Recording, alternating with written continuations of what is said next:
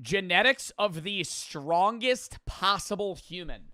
1 in 10 quadrillion. I don't even know what that is. What are the limits of human strength, and what does that limit look like? Half Thor Julius Bjornsson. Do you think there's ever going to be, there has to be, do you think there's a limit that we're going to hit where, like, world records just cease to be broken? Like the Usain Bolts and Half Thor Bjornssons that break the deadlift world record in the 100-meter, it's just all fucking washed.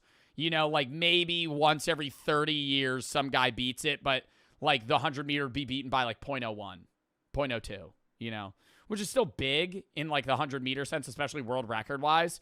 But like I feel like there's going to be a full cap. Like, eventually people will stop being as strong or as powerful as they previously were. But, like, I genuinely believe, like, Half Thor is, like, a limit to, like, strength, at least. It's, like, 7 feet tall, 400 pounds. I'm like, how much bigger can you get as a person? Strength means a lot of things to a lot of different people. To an arm wrestler, it looks like this. To a powerlifter, it looks like this. And in China, it might even look like this.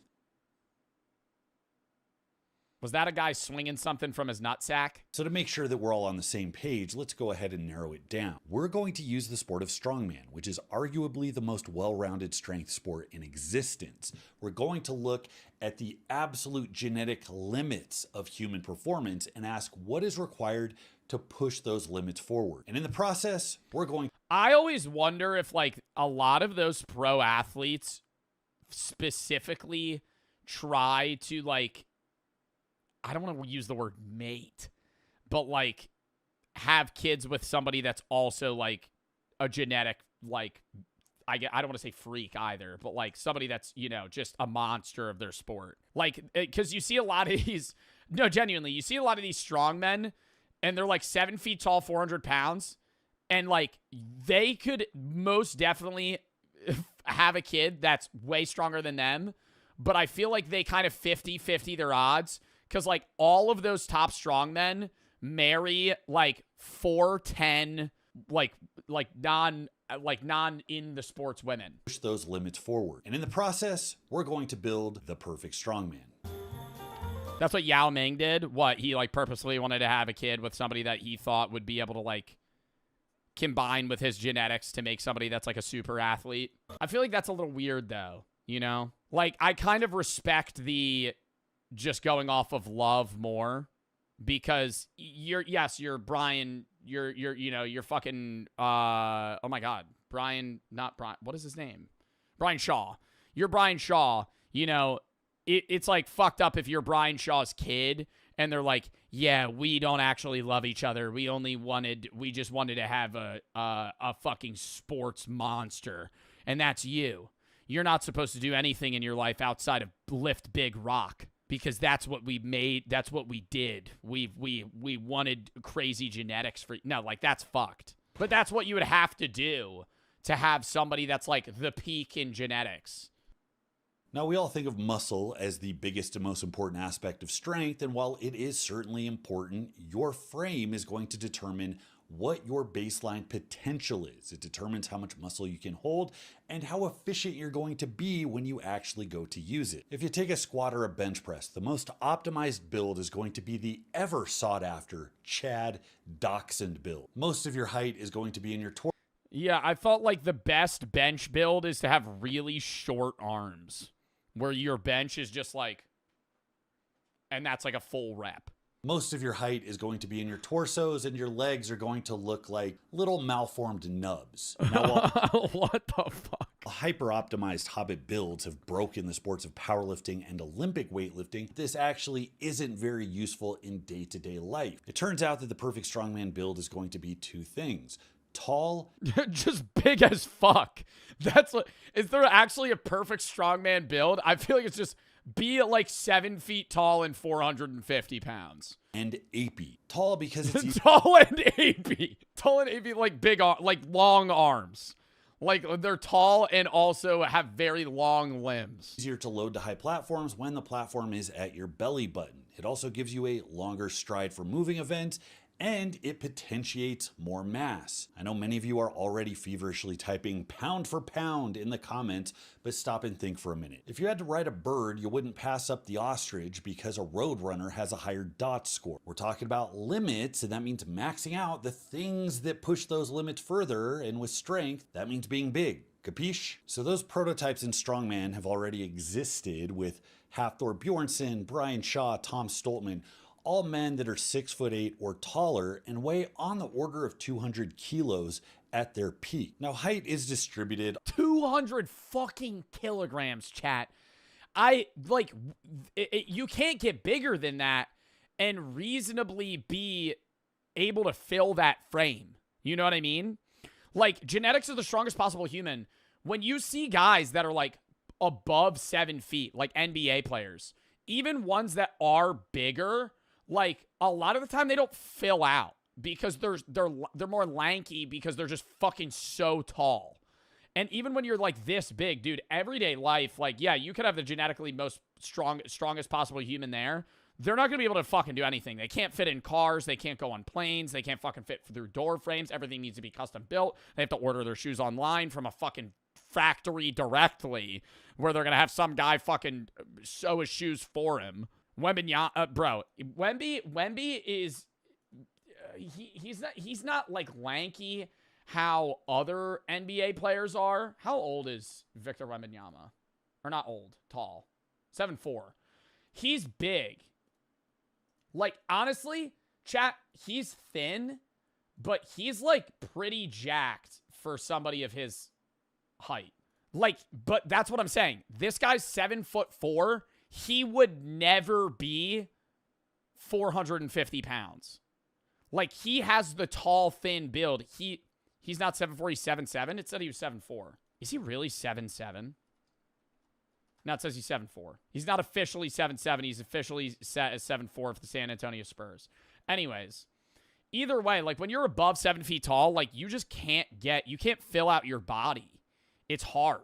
Even if, I mean, these guys are on fucking copious amounts of steroids.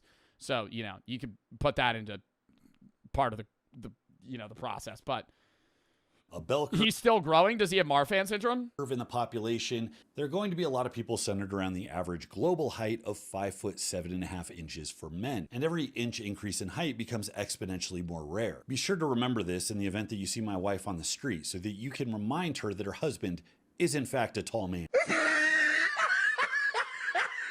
The physical stature of the giant and strongman is very rare indeed. 6'9" is estimated to be 1 in 50,000 people. And to push that limit a bit, 7'1" is 1 in hundreds of millions. That's why I always love the statistic that if you know somebody that's 7 feet tall, there's like a 1 in 10 chance they're in the NBA right now. Not even like a previous NBA player. If you know somebody that's 7 feet tall, there's like literally a 10% chance they're currently in the NBA, like playing in the NBA. You're 7 feet, you're looking at 1 in 10 million. So if you're mapping out the genetic blueprint of this perfect strongman, you might just look at the pituitary gland and think, I'm just going to supercharge that sucker. We're going to infuse all of the gigantism that we can into this specimen. This fetus is going to be flooded with... But there's a level of mobility reduction to where they're not going to be able to lift things either. Like, you still need some level of speed and agility for strongmen and strength in general. Like, when you see guys that are over like 7'5" run, dude, it's like watching like literally a stick figure try to like sprint. Like, they can't cut like most people do. And that's why there's so much coaching for like Wembanyama. He has so much coaching for mobility and how he's able to move. That's why he's such a good player, because most guys that are his height can't move the way he does. More growth hormone than a deceased IFBB pro, and we're going to make sure this thing makes Andre the Giant look like a pipsqueak. Now, there is a problem with taking these genetic shortcuts. The flood of hormones that results in this egregious amount of growth tends to lead to wonky bone growth, leading to things like scoliosis. You end up with nerve problems from the bones impeding on the actual nerves and blood vessels. And even though the muscles themselves are technically bigger, they're not structurally sound. The flood of hormones can actually lead to something called acromegalic myopathy, and it's muscle weakness due to the growth hormone induced metabolic and structural changes. And it's actually not uncommon for changes in joint mechanics to cause instability, especially in the knees, shoulders, and ankles. You got Andre the Giant, who at 7'4", was using braces and canes by his 30s. And colleagues in the WWF recalled that he could no longer lift opponents by the late 1980s, even though he also, though, was an anomaly of a man that was that tall and also fucking jacked. Him and, who's the other guy that's really tall? He's in The Longest Yard. Still alive. He wasn't jacked. Who am I thinking of? Also, yeah, he was. Yes, he was jacked. Jacked not meaning, like, ripped. Like, jacked meaning huge. Like, strong. Yeah, Great Khali was jacked. That's who I'm thinking of. Like, bro. This guy was fucking shredded. Actually, though. Great Khali is like more our era of WWE. He was a fucking monster, dude. Like, in a good way. Like, a fucking Great Khali height. He's 7'1". And he was fucking height and weight in prime. He was 7'1" and 420 pounds.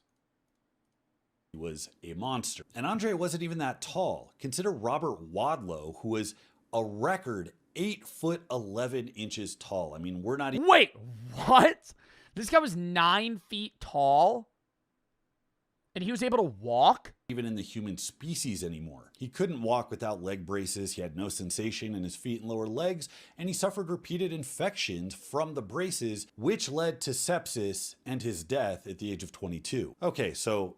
Dude, he was 8'11" at 22 years old. Maybe we should leave the pituitary gland alone. We can get a very tall person just by waiting for an extreme outlier in the general population. We've had a 7-footer represented in the World's Strongest Man winner pool in the form of Ted Vanderpart. We can also consider giants in the NBA like Shaquille O'Neal, who obviously had the capacity for incredible size and strength. Maybe one day more NBA players will wisen up, and instead of chasing silly things like $1 million contracts, they'll join... Yeah, they'll start picking up rocks for fucking whey protein sponsors.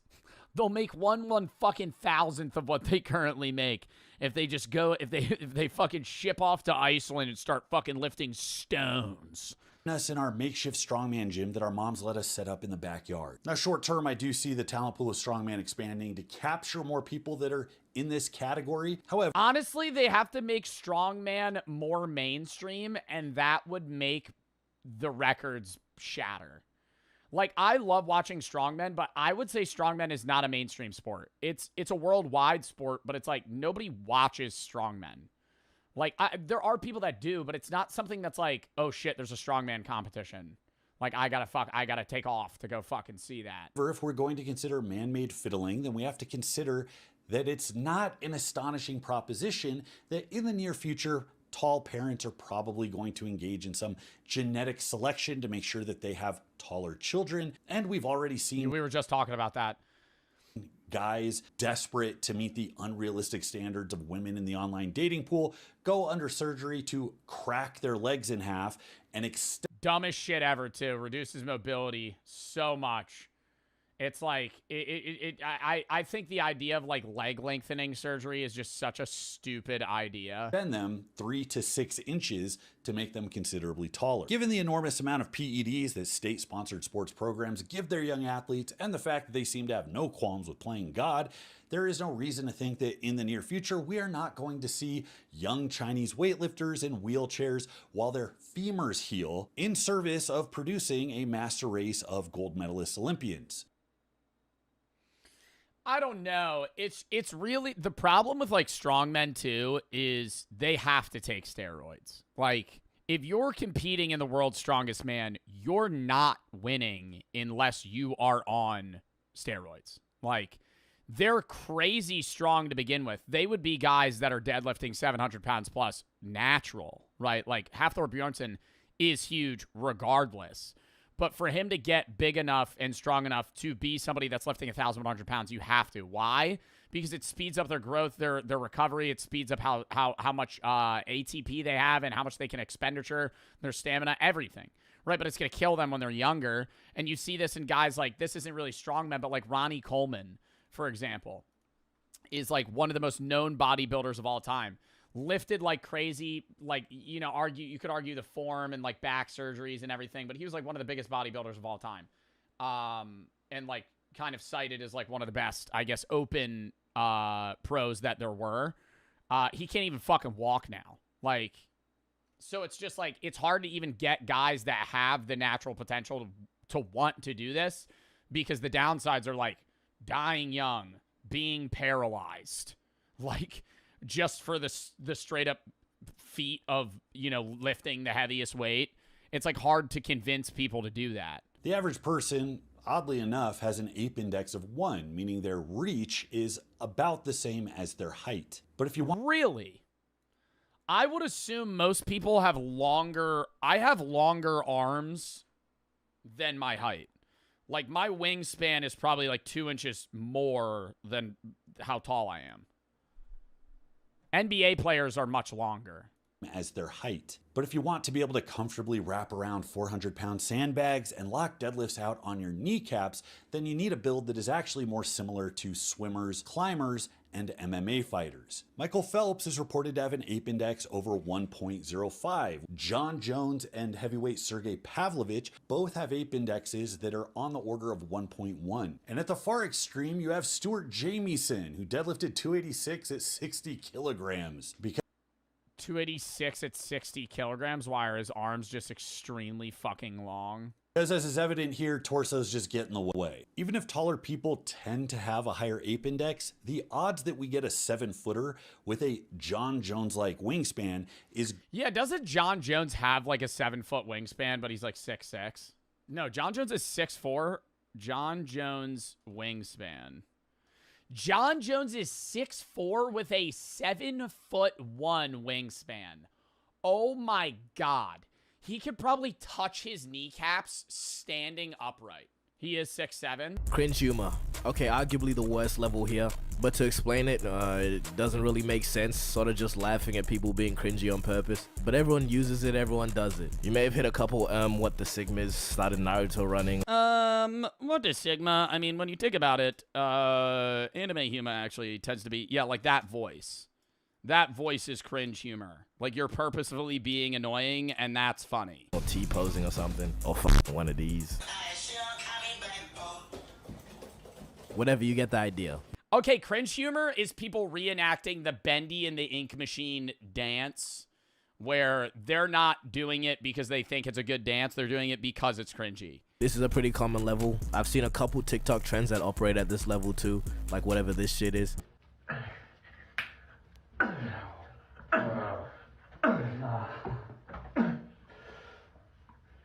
The reverse, though. This is another one where I don't really know where the funny is being stored. My theory is that... Yeah, I've seen these videos. Like, I've seen these guys do a lot of compilations where they just purposefully be cringy until it's, like, too cringy and then they end the video. I feel like I would kill that instantly, you know? Like, they're clearly doing stuff that's cringy but also trying to be funny, because if it's like, hey, be as cringe as possible, you could just be really fucking cringe. Like, you would have to, you know, bring the confidence within you to do it right now. Fuck no. I'm not, no, but like if somebody was like, gun to your head, be as cringy as possible, you could do it. You could be so unbearable that it would be off-putting. Like, it wouldn't be funny. I'm not doing it, bro. I'm not doing it. No, because I like, no, I'm not. No, actually, no. I don't really know where the funny... I don't know what I would do. I would probably just start making weird noises.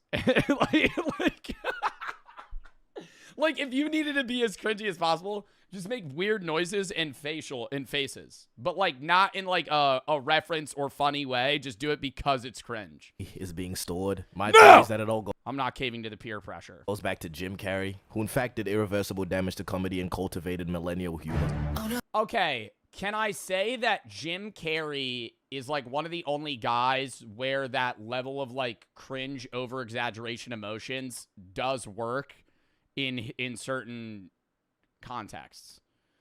Like, Ace Ventura was good. Like, he has movies where he does the or The Mask. Like, they put him in roles where it makes sense for him to do those weird fucking over-exaggerated emotions because it fits the plot line. But if you just do it out of nowhere like this, dude, it's bad. Do you smell that? but I'm not gonna go into that right now. Bro, but proper cringe when it's not for the funnies, that shit hurts. Alright, secondhand embarrassment is not a joke. Like, just look at this clip. Just... Yeah, you have to have a balance in the cringe, because if you're trying to be cringe to be funny, you have to be a level of cringiness where they get it, they can relate to it, and be like, ha, that's funny because it's cringe, versus something that's so cringy that it's unlaughable. The building. Something about... But I really like try not to cringe challenges, because at least for me, they're more like try not to laughs. Bombastic side, bro. Okay, let's go. It gets better. And if you don't already... Bro, like, literally, in this competition, just go up to the fucking camera and just make a noise. Just fucking go up to the camera. Don't do bombastic side, bro. Go to the camera and just be like, and just make a noise for 30 seconds straight. And maybe the first 5 seconds it's funny, and then at the back end of the 20 seconds, it's just not, it's like, why am I watching this? It gets better. And if you don't already know, I'm on my intellectual arc. So for this level, I'm proposing my theory for 3 acts relating to cringe humor. Number 1, Reddit accent. Alright, the Reddit accent is hard to explain, so just listen. My lady, would you be interested in potentially having an E-date on League of Legends one day? I could carry you in AWAM, or we could potentially... maybe top lane, bottom lane, you could be an ADC to buy, bottom carry or something of those sorts. Looks like a freaking Kex worker. Well, if you freaking worked at Kex, maybe you'd realize it's actually a pretty cool establishment. Any vocals with these mannerisms, that is a byproduct of cringe humor. Next, 2. There was a point in time where, like, me and my friends would talk to each other like that too much, where it wasn't like just a reference. It would get to a point where, like, I would have like a conversation in that voice. And I was like, oh, I hate this. Like, I was like, I was in the fucking Matrix for a bit, where, like, for, like, 10 minutes, I would just be, like, talking like that, and I would be like, oh, this is funny, and then randomly, I'd be like, why am I talking like that? Voice lines. When you purposefully demonstrate audio clips that have been deemed cringe, you're operating at this level of cringe humor. We are Ohio. In Ohio. Oh, in Ohio. So every ooh or baka you hit. That was me, by the way, that hit them voice lines, just saying. So every one of these voice lines you hit purposefully, that's cringe humor. Damn, I said 3, but I can't be asked thinking of the 3rd one. Forget, nigga. Level 5. Irony. This is jokes about jokes, humor that is bad on purpose, so technically cringe humor, but that's its own level for some reason. But allow me to give you some examples of ironic humor. Something like playing a weird character as a joke. For example, this. The ops want to tell me to straighten my shit. Press my shirt with an iron. How ironic. Seems like just last week I was flying down your block, pressing your men with the iron. Or the better example being purposefully cringe. So we're just gonna go ahead and forget about level 4. Okay? Sorry. Ironic humor would also be these types of t-shirts with the shitty quotes on them. Oh, no. Okay, no, this isn't... I wouldn't say this is ironic humor. I would say this is regular shitty, like, old people humor that's trying to pander towards young people. That's cringy. But then if you decide to wear it, it's, like, pretty boss. You have to have, you know who has the confidence to do this? Chris. Chris will go to a bar wearing an I pause my game to be here shirt. Like my friend Chris will go to a bar wearing a Hatsune Miku shirt. Unironically. Just show up. It's a full art Hatsune Miku, like DJing a song, and he'll just be like, yeah, I'm here. I'm like, dude, we're in a bar, right? Like, we're in a public place. Like, you're just wearing a Hatsune Miku fit. And he's like, yeah, I don't care. Like, that's owning confidence. Like, you obviously know that shirt is lame, but you still wear it because it's funny. Maybe except this one. The wolf shirt. What was the wolf shirt? Human by chance, alpha by choice. See, that's hard. I think that's funny. Because nobody wears that and actually thinks I'm an alpha. But there are people that wear the I pause my game to be here shirt for, like, genuine value. Shitty quotes on them. Is Chris Koshard? Yes. Like, you obviously know that shirt is lame, but you still wear it because it's funny. Maybe except this one. When is it ever okay to wear this? Ooh. Do you think... Okay, now we're gonna play a semi-weird game show here. What are the odds this guy bought this shirt for himself? Or do you think somebody bought it for him? Either way, rough. Somebody made that shirt. Eat, sleep, rape, repeat. That's not ironically funny. I'm surprised this guy... Is this in an airport? You think they would let you wear that in an airport? I understand it's like freedom of speech and like expression, but This is like, I don't know if you would get off. I don't know if you get away with wearing this in an airport. Shirt in public. Never. He doesn't speak English. Oh, this guy doesn't know. How's this shirt acceptable at airport? Wait, so this guy just wore this shirt not knowing that this just says rape? Never. Also, you know that thing that people do where they explain a Oh, it's supposed to say rave? Oh my God. If this guy doesn't speak English, I kind of feel bad. But why would he wear a shirt? Who bought him that? Also, you know that thing that people do where they explain a joke that was bad to make fun of the joke? There's this one British guy on TikTok that goes, so what is done there is... Okay, let me just show you. If your house is cold, just stand in the corner, because it's always 90 degrees there. And what he's done there is, okay, so he's saying if you're cold in your house, go to the corner because it's 90 degrees. But what he's conflictuating is on a right angle, it's 90 degrees, like the angle is protracted up against it, it's 90 degrees. So obviously, if it's 90, Yeah, and also dad jokes. I was considering giving dad jokes its own level, but I think it best falls under here because dad jokes. The whole thing with them is the fact that they're not really funny. I don't think anyone thinks they're funny. Pretty funny, huh? It's like you're gonna. But I kind of look forward to the point in my life where I find dad jokes funny. Because if you find that funny, you find anything funny. I feel like dads find anything funny. Like once you hit like 45 as a man, any joke is funny. Like that was good. That was a good one. Like a dad watching a comedy special is like they're in heaven because any joke's just fucking a hit.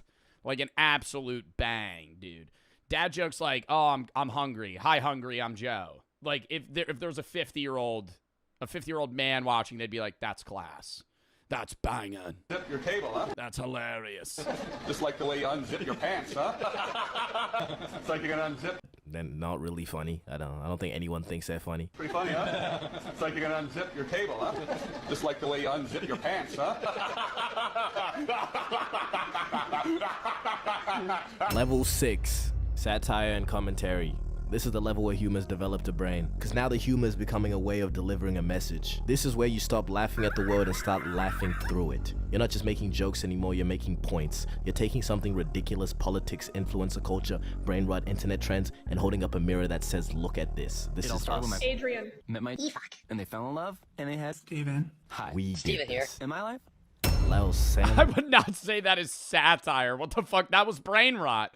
That was a video of brain rot. That was my hood accent. You heard me? I said like Lel Sam.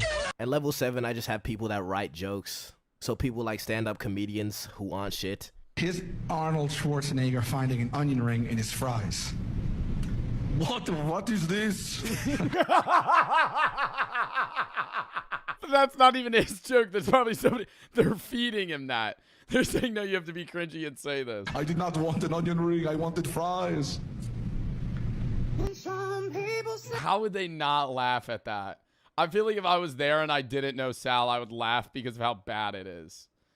Oh my gosh. Yeah, no, like actual stand-up comedies level 7. Being able to tell, I think, no, level 7 comedy, in my opinion, is storytelling. If you do like stand-up comedy storytelling humor that ropes in jokes in it, that's like that's the best humor you could have. What is this? I did not want an onion ring, I wanted fries. That was a funny video. I enjoyed that. No, You Are All Left is so bad that it's funny. I couldn't stop laughing when I heard that for the first time. No, that shit was so bad it wasn't funny. That's the way that I perceive stoner films. Stoner films are so bad that they're good unless they're so bad that they're unenjoyably bad. Like, for example, Dude, Where's My Car? Bad movie, funny. Grandma's Boy, bad movie, funny. Evil Bong, bad movie, bad. Not funny.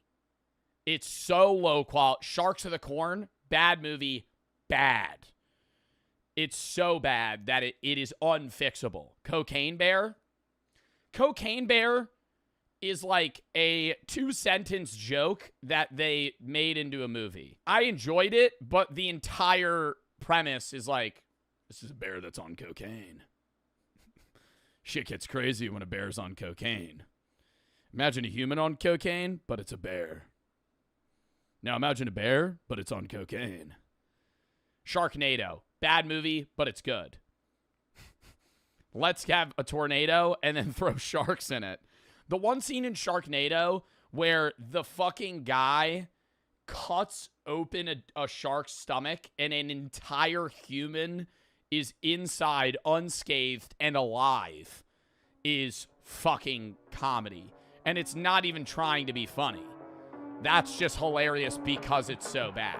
Apocalypse has a VIP section now. This is me, New Year's Eve 1999. Hopped up on Shirley Temples, waving at my uncle's camcorder like a little... Yo, Shirley Temples were the equivalent of what weed is for me now when I was 8. Like the hype that I felt in my body, in my mind, when somebody said, we have, like, if I was at a restaurant and they were like, we have Shirley Temples, I was like, really? And then the lady would go, yeah, I could also give you some maraschino cherries. I'd go, really? What about a root beer float? Ooh.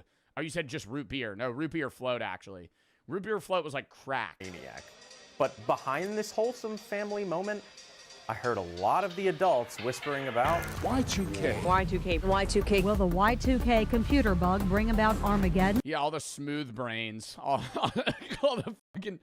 the smooth brains in 1999. Yeah, dude, the year 2000, all the PCs. What's going to happen? We've never... all the computers are going to glitch out. They're not going to know what to do. Flashlights, batteries, sleeping bags were flying off the shelves. The end of the world as we know it. I remember thinking, why are we here if the... I would have felt... Well, I mean, I was alive. I wasn't alive for Y2K, but I was alive for the Mayan calendar. If I was older, I would have been a little suspicious about the Mayan calendar, I must say. That would have been... Wasn't that 2012? Was when the Mayan calendar ended? The world is supposed to end. It introduced me to a thought I think we've all had. If it really fell apart, what would we even do? What's the plan?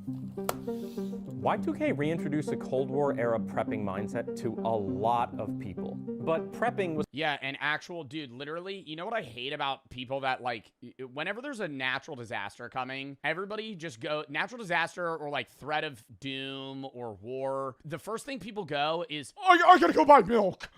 I gotta go buy milk. I got milk and eggs. That's what I gotta go to the grocery store.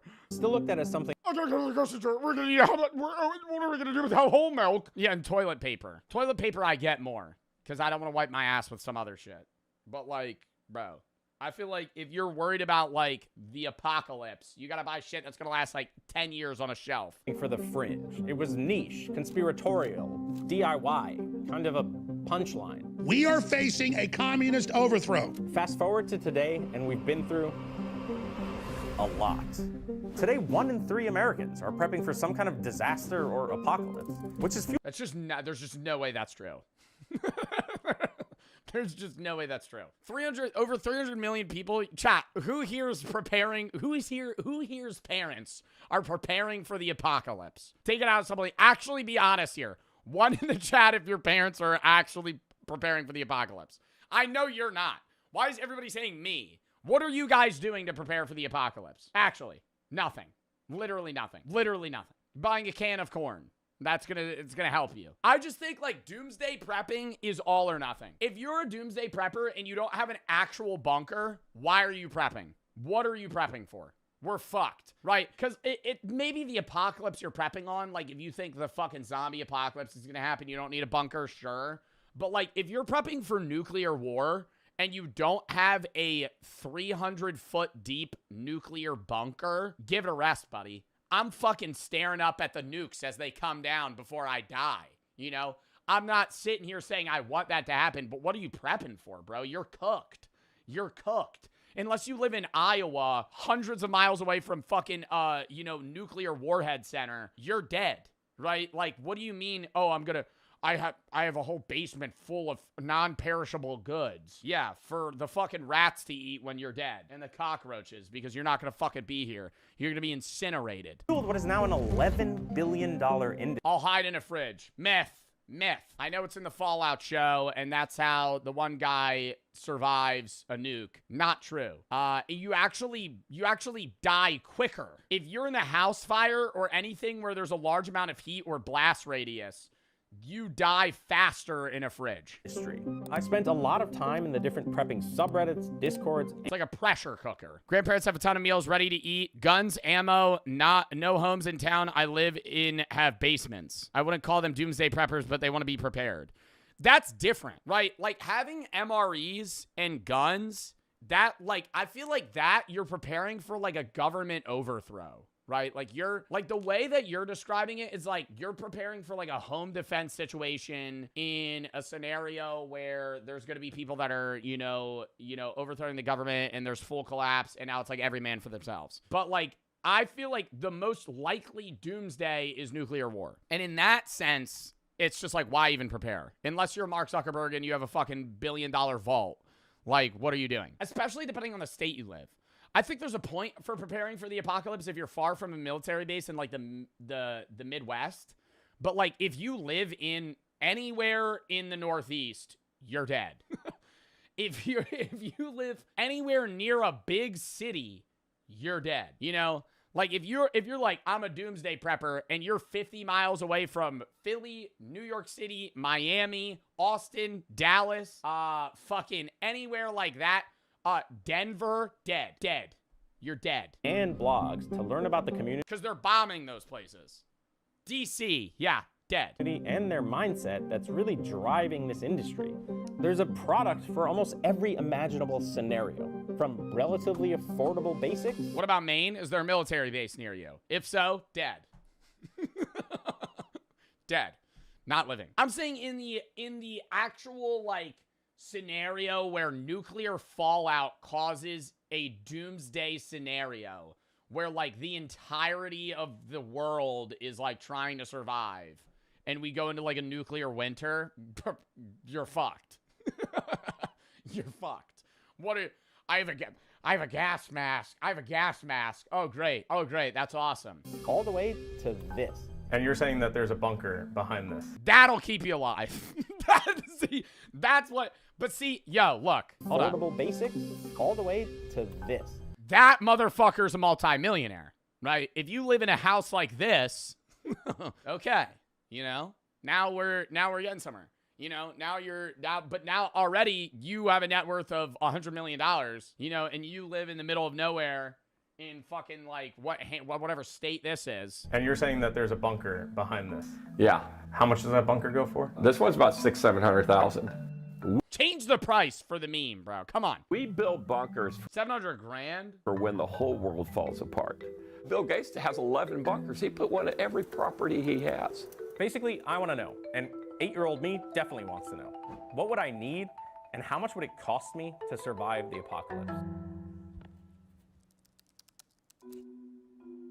Yeah, when you're starting off, you definitely want to keep preparedness simple. A lot of people just gravitate towards guns and ammo, but the focus should be on water, food, and electricity.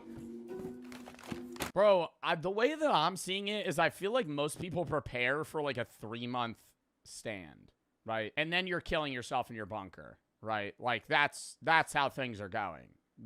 Like if nuclear fallout happens and you have water, yeah, you're focusing on a water supply, limited, food, limited. You have a 4-person family, cooked, right? Cooked, dead. At that point, you got to make the tough decision. I'm not like, you got to make the tough decision of either A, everybody's dying, or B, you're pulling some, what's that game that Queso played a bunch and I played for a little bit, and you're in the bunker and you send like little Timmy out to go find fucking rations? 60 seconds. Just like like if you're in a bunker with 4 people and you got, say, 6 months food supply for all 4 of you, you cut out 3 people and now you got 2 years, I'm not saying you kill your family in this situation, but I'm saying, like, why prepare for the apocalypse if now you're putting yourself in the even worse situation? Because now you're trapped in a bunker with your family and you're starving to death versus just getting wiped out in the nuclear blast. I'm taking the nuclear blast. What did I join into? Yeah, or you just start eating each other. Like, oh, God, no. Products fall between $0 and $100. For water, there are things like these 60-gallon bladders, water purification tablets, and personal. You had your friend over. When the bombs hit. You guys are in the bunker together. You got to make the tough decision. Do you eat Timmy? Family first. So it's like you had your friend John. now John's in the bunker with you. It's like, hey, John, we didn't really plan for you to be here. Water filters, like You're also about $1.80 and pretty lean, man. That's a lot of calories. this Life Straw. Now, I could potentially chop an arm off, you know. God damn. You know when your vape is clogged? For food, I can of course buy... On God, that's relatable. You know when your vape is clogged? For food, I can of course buy... Vape's clogged, you suck really hard and put your tongue in it.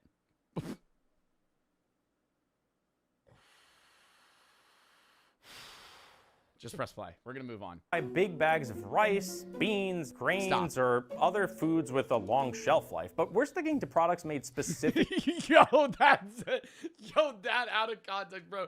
That's actually what you do, though, to unclog it. ...for disaster preparedness. And that means emergency food buckets.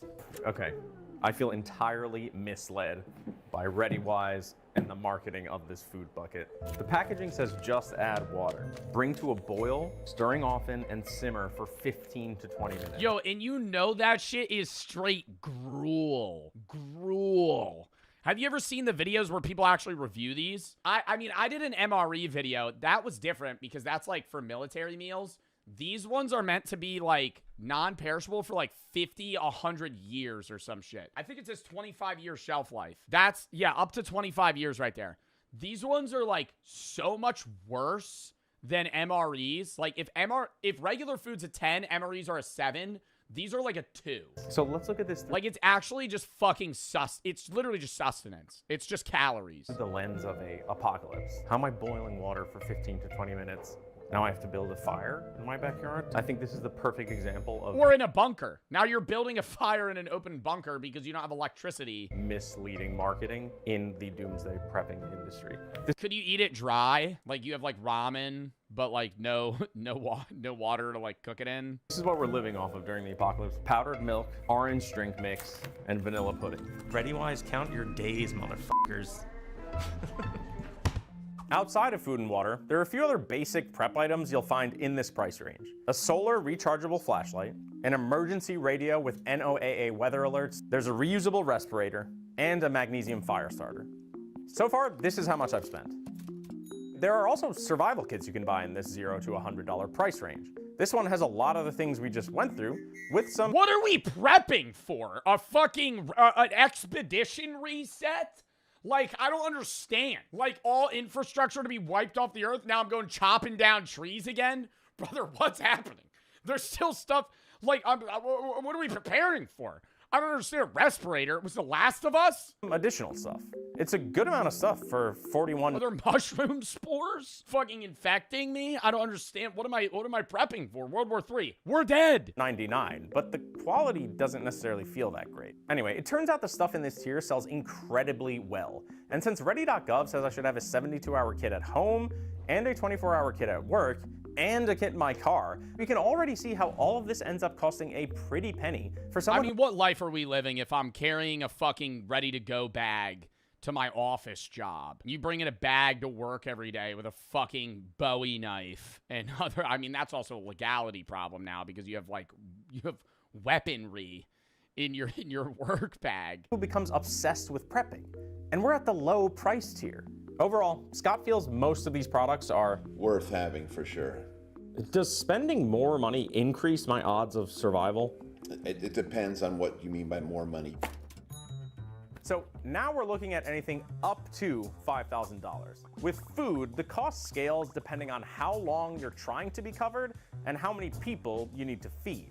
This site even has a bundle that gets us in the next price tier. Or you pull one of those, did you see, oh wait, no, this is kind of a spoiler. Spoiler alert, the guy in the Fallout show that only bought a cryopod for himself and he killed the rest of his family.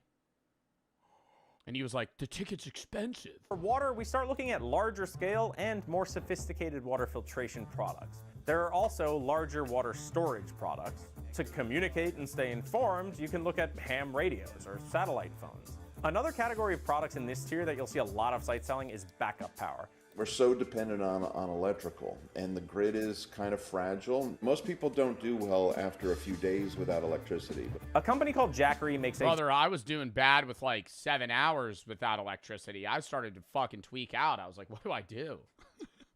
not only what do I do, like, with my time, I was like, bro, I'm gonna, like, freeze to death.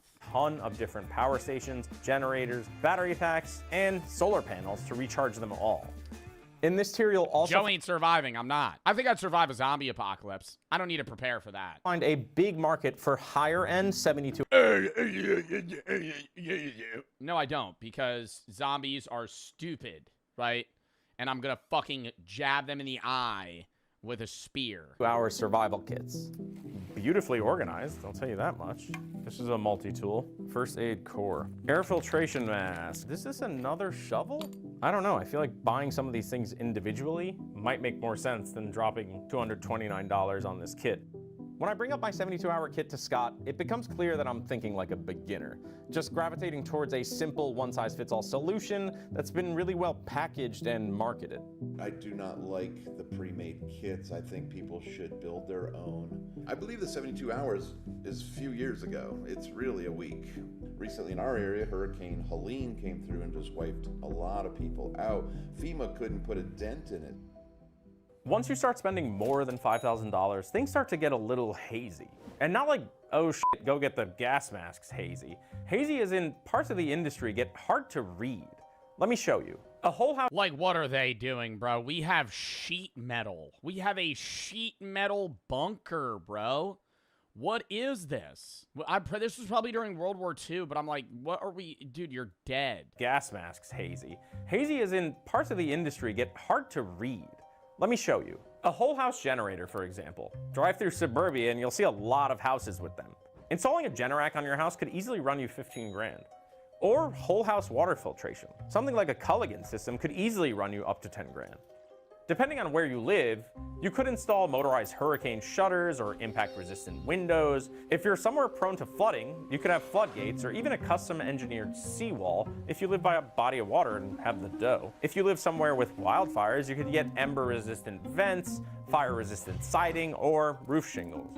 If you're somewhere with earthquakes, you could get a seismic retrofit for your house or a base isolation system, which could really cost you a pretty penny. All of this stuff would increase the value of your home, and some of it— This isn't an apocalypse. This isn't an apocalypse prepping. This is a natural disaster prepping, which could lead to an apocalypse. But like, I'm gonna install floodgates on my fucking house? What are you doing? Could even reduce your insurance premiums. So some of the prepping in this tier blends right into home improvement or fortifying your home.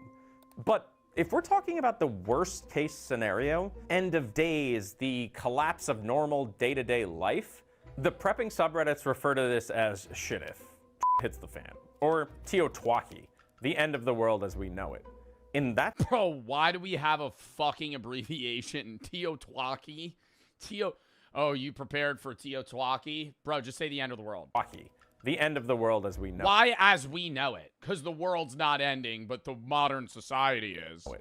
In that situation, most of these things wouldn't necessarily be helpful. A whole house generator is tied to propane or natural gas. In an apocalypse, you'll eventually run out of fuel.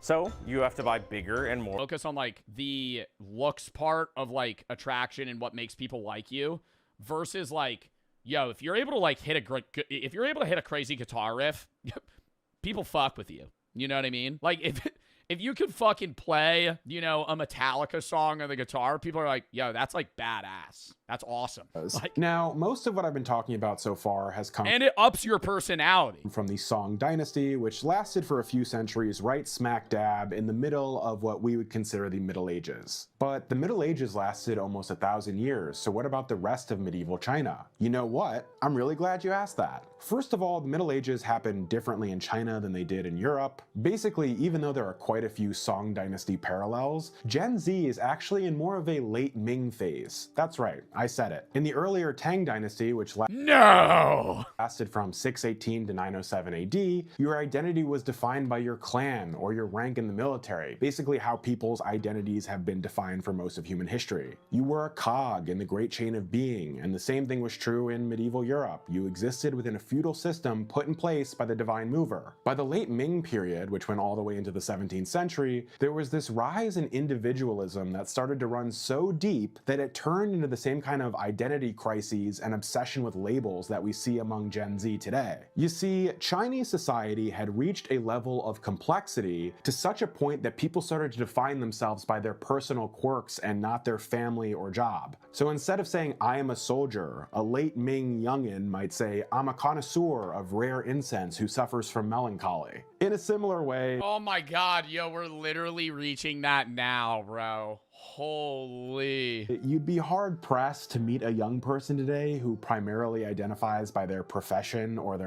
yeah, nobody, you usually intro that and then you immediately want to talk outside of it. I feel like it's usually frowned upon in today's society to be somebody that only cares about the profession. I will actually agree with that too. If somebody only is able to talk about their job, that's lame.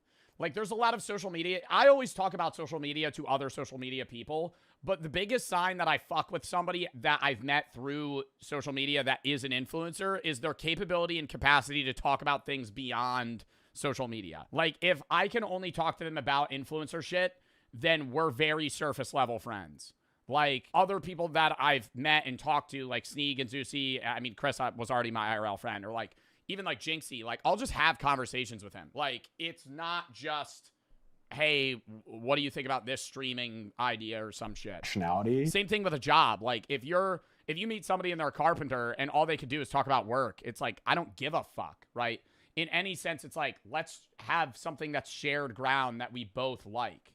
Because most people don't want to just talk about their jobs because your job doesn't define you. It does in some way, and I think there's a level of like lack of care entirely is like, whoa, like there is some attachment, you know? Like if your job is you're a fucking doctor, you know, that's a part of your goddamn life, similar to any job that you have. But it's like, it shouldn't be the only thing that matters to you. Find me a 22-year-old who introduces themselves as Garrett the American Plumber, and I would genuinely be... So is being unemployed the way? No, because then conversely, being unemployed is your personality.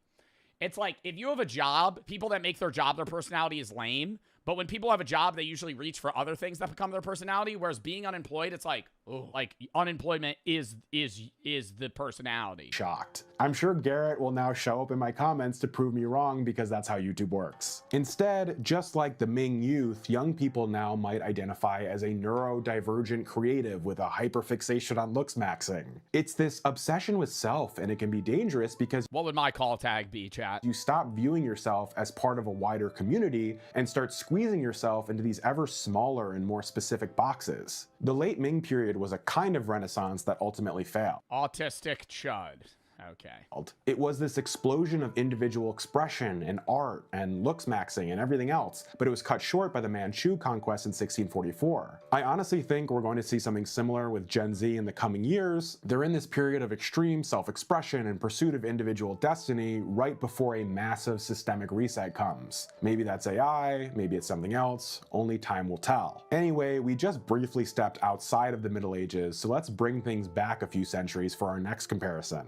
I want to go back to those Song Dynasty third spaces we talked about earlier. One of them was the Watsi, or the Pleasure Precinct, which sounds pretty good already. Basically, during the Song Dynasty, the government moved away from these strictly managed residential wards and allowed for the growth of pleasure precincts, or Watsi. If you've ever seen The Wire, this was kind of like the medieval Chinese equivalent of the Amsterdam experiment. The Watsi were these chaotic 24-hour zones where all the basic social rules were temporarily suspended, kind of like the medieval equivalent of the unregulated internet. Now, if you let a bunch of young men loose in an area with no rules, the first thing they'll be interested in is prostitution, but in the modern day, you... Oh my god. Wait, no, literally, bro. Already checked that like the red light district or some box shit. With online adult content and gooning. After those urges are satisfied, literally the very next thing they want is to gamble. It's a tale as old... Wow. Yo, dude, all right, now we're simplifying men to very, very dumb. Oh my god, wow, that makes men really seem fucking stupid. Oh my god, yeah, you throw a guy down, you throw like a 23-year-old guy in Amsterdam, he's going, let's go to the red light district, gamble, and then take drugs. That's like, that's the big three. Let's go pay to have sex lose money and then get high. This time, and it was a big problem in the Song Dynasty pleasure districts, and it's an even bigger problem now on private gambling Discord servers and even huge publicly accessible apps like DraftKings and BetDSI. I see so many young people now who are almost turning online gambling into a sort of career path, and guess what? They did the same thing back in the day too. Yo, it's fucked. There are guys that it's like a very, very small percentage. There's guys that make money on like sportsbook shit. You know how there's guys that like sell those Discord? I think that shit's stupid. I think there's guys that like min-max the betting odds really well and they can con the system a bit, but those guys start Discord servers where it's like $50 to join, and there's so many chuds that are like, I'm just gonna tail this guy's bets and win money. I'm like, yeah, you know, you might be up like $200, but like I feel like you could learn what they're doing yourself without just tailing their bets and paying them. Because I'm like, the guy that you're paying is making millions of dollars because he has 20,000 Discord members and they're all paying fucking $50 a month to get his tailed bets. Like, holy shit, that guy that owns that server is making genuinely like $40 million a year. See all kinds of criticisms from these Song Dynasty officials. My friend does that. I have so many friends that do that. Whether they do it themselves or they're the one that pays the server, whatever. Like Sima Guang, who laments that young men are abandoning the plow and the book to chase the flip of the die. There's also this modern sociologist named... Dude, just bet $100 in minus 2,000 odds and win. Yeah, Curzy, the problem with that, I'm a big fan of sports betting. I promote DraftKings. I like sports betting, right? The problem with betting $100 on minus 2,000 odds is you're going to win like $2 back. You're going to win like $1, bro. If you bet $100 on something that's minus 2K odds, you're literally going to get $101. Like, you're going to get nothing back because it's just like basically a 99% chance of hitting. Beverly Yuen Thompson, who writes... And then if you lose, you lose the $100. Great stuff about subcultures. And she's noted that fringe groups usually start to form when the mainstream promise of hard work equals success is broken. In the Song Dynasty... Like, did y'all see during the Super Bowl, there was that one guy that he made like $1 million bet on something that was like minus like 1,000 or 2,000 odds or something crazy. He bet like $1 million to win like 100K. And I was like, wow. Like, yeah, 100K win, that's crazy. And it's like the odds are there. But I'm like, in the back of my head, I'd be like, damn, dude, if I lost $1 million on a bet to win 100. Your ticket to success was passing the Imperial exam, but you could study 30 years. Dynasty, your mainstream promise of hard work equals success is broken. In the Song Dynasty, your ticket to success was passing the Imperial exam, but you could study 30 years just to fail an exam that only had a 1% pass rate. That's a bad bet. Young people now are seeing the same thing. Their parents bought houses and supported an entire family on a modest single income, and now they can barely afford their rent. In this kind of paradigm, why wouldn't you open up DraftKings and put everything you own on some ridiculous parlay? Why wouldn't you dump your whole portfolio into some meme coin in the hopes it'll take you to the moon? We might think of this younger generation of gambling addicts as just irresponsible kids whose frontal lobes aren't fully developed yet. That's definitely part of it, but they're also making... I mean, I think that any young man, even earlier in time, would still gamble if the opportunity presented itself. It was just like far and few between. You know, you're going to a horse race, you're at a casino that you could actually physically gamble at. But like, people like betting money in any instance, in any situation, regardless of financial stability. And today it's just like day trading, meme coins, and like stake.com. Like, those are like the big ones. Like unregulated gambling sites and like faulty betting schemes that are just either gonna hit big or you lose everything. A desperate, calculated attempt to exit a system that has already failed them. Going back to the WotC, the pleasure precincts, the reason they never fully took over... Gambling's for fun, not a way to get rich. I agree.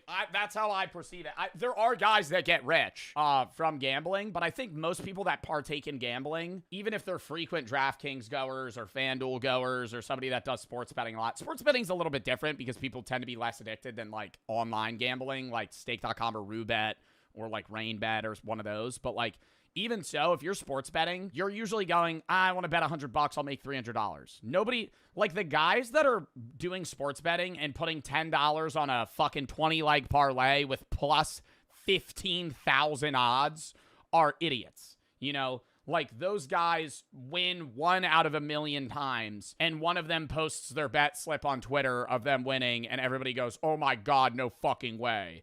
But it's like, it's just like hitting the lottery in that sense. Society is because you had to physically go to them. There was a spirit of anonymity. Basically, what happens in the WotC stays in the WotC, but you still had to go engage in these acts in a somewhat public place and deal with the internal shame of that. Now, Horsey game? Yeah, Bart Bucks, channel points. My chat is addicted to betting fucking Bart Bucks which have actually no physical value. with the internet, young people can indulge in all of their most base desires without ever even getting off the couch, and it can literally cost them their entire future. It's worth noting too that when you have a bunch of young, desperate people gather— Let's run a coin flip. They already did it.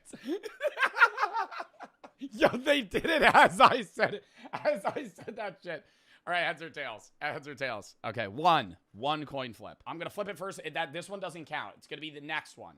Right, so whatever it starts on, it'll be next one. Wow, why is 70% of people on heads? Oh, we got like 8 million channel points on the line. 10 million channel points on the line. Almost 50-50 odds here. You realistically, chat, if you want the sneak pick here, there's around 50-50 odds on a coin flip. If it was IRL, I think it's like 49.5, depending on which side it starts on. But you want to bet on the one with lower odds, because that's how you win more money on channel points. But it's like almost even. Okay. We have 20 million channel points on the line. Good luck. Tails. Tails never fails. That's what they always say. Gathering in one place for a set objective, it can create a sort of ideological powder keg. So in the WotC, these guys formed gambling brotherhoods, and the Song Penal Code tried constantly to break them up because they feared the brotherhoods were becoming more loyal to each other than to the Emperor. No more mods, no more, because chat will actually freak out about it. See, this is the point that I'm trying to prove. Chat is addicted to this shit. We're not doing any more. That was the one for the day. Now you might get into a private Discord server, ostensibly to do some gambling and trade some insider tips, and next thing you know, you're radicalized into committing some horrific public act of terror. This feels like a good— What? You join a betting Discord and then you become a terrorist? What are we talking about? Because they feared the brotherhoods were becoming more loyal to each other than to the Emperor. Now you might get into a private Discord server, ostensibly to do some gambling and trade some insider tips, and next thing you know, you're radicalized into committing some horrific public act of terror. This feels like a good place to land the plane, because the main point I want to make with these videos is that time is a flat circle, and we're essentially repeating the patterns of the past over and over again. There's the old saying that those who don't study history are doomed to repeat it, but it seems like even when we do study history, we're powerless not to make the same mistakes. The difference now, of course, is that these things are happening on a massive global scale with the full weight of tech companies and government institutions behind them. A soldier in the Song dynasty might drunkenly head to the WotC and lose his monthly wages, and that was it. A young 20-something now might obsessively bet his entire savings on an app on his phone and ruin his whole life before it's even started. This is why we need to pay attention to these trends and recognize that even though human behavior hasn't changed, how we respond to it can. But what do you think? Has this video found you at a very medieval Chinese time in your life? Yo, I'm really liking this relation of medieval China to Gen Z. I feel like he was spitting facts actually the entirety of this video. Medieval mindset. Does he make videos all about this stuff? This was like one of the best videos I've seen in the last like 6 months, actually. Something that makes me feel confident in the future is that humanity's been doing the same weird thing since the beginning. Yeah, it's through, dude, I feel like humanity goes through like fluxes. We have like the way that I perceive it is like humans go through like a 500-year reset period. Things become lame, they become cool, they become lame, they become cool. They become lame, they become cool. Not normal, normal, weird, not normal, normal, weird, not normal, normal, weird. It's just like all just repeated. Not like law or like moral-based shit. I'm more so talking like fashion trends, activities, things that are exciting, war even, fetishes. I don't know, man. Were there people that had foot fetishes back then? Maybe.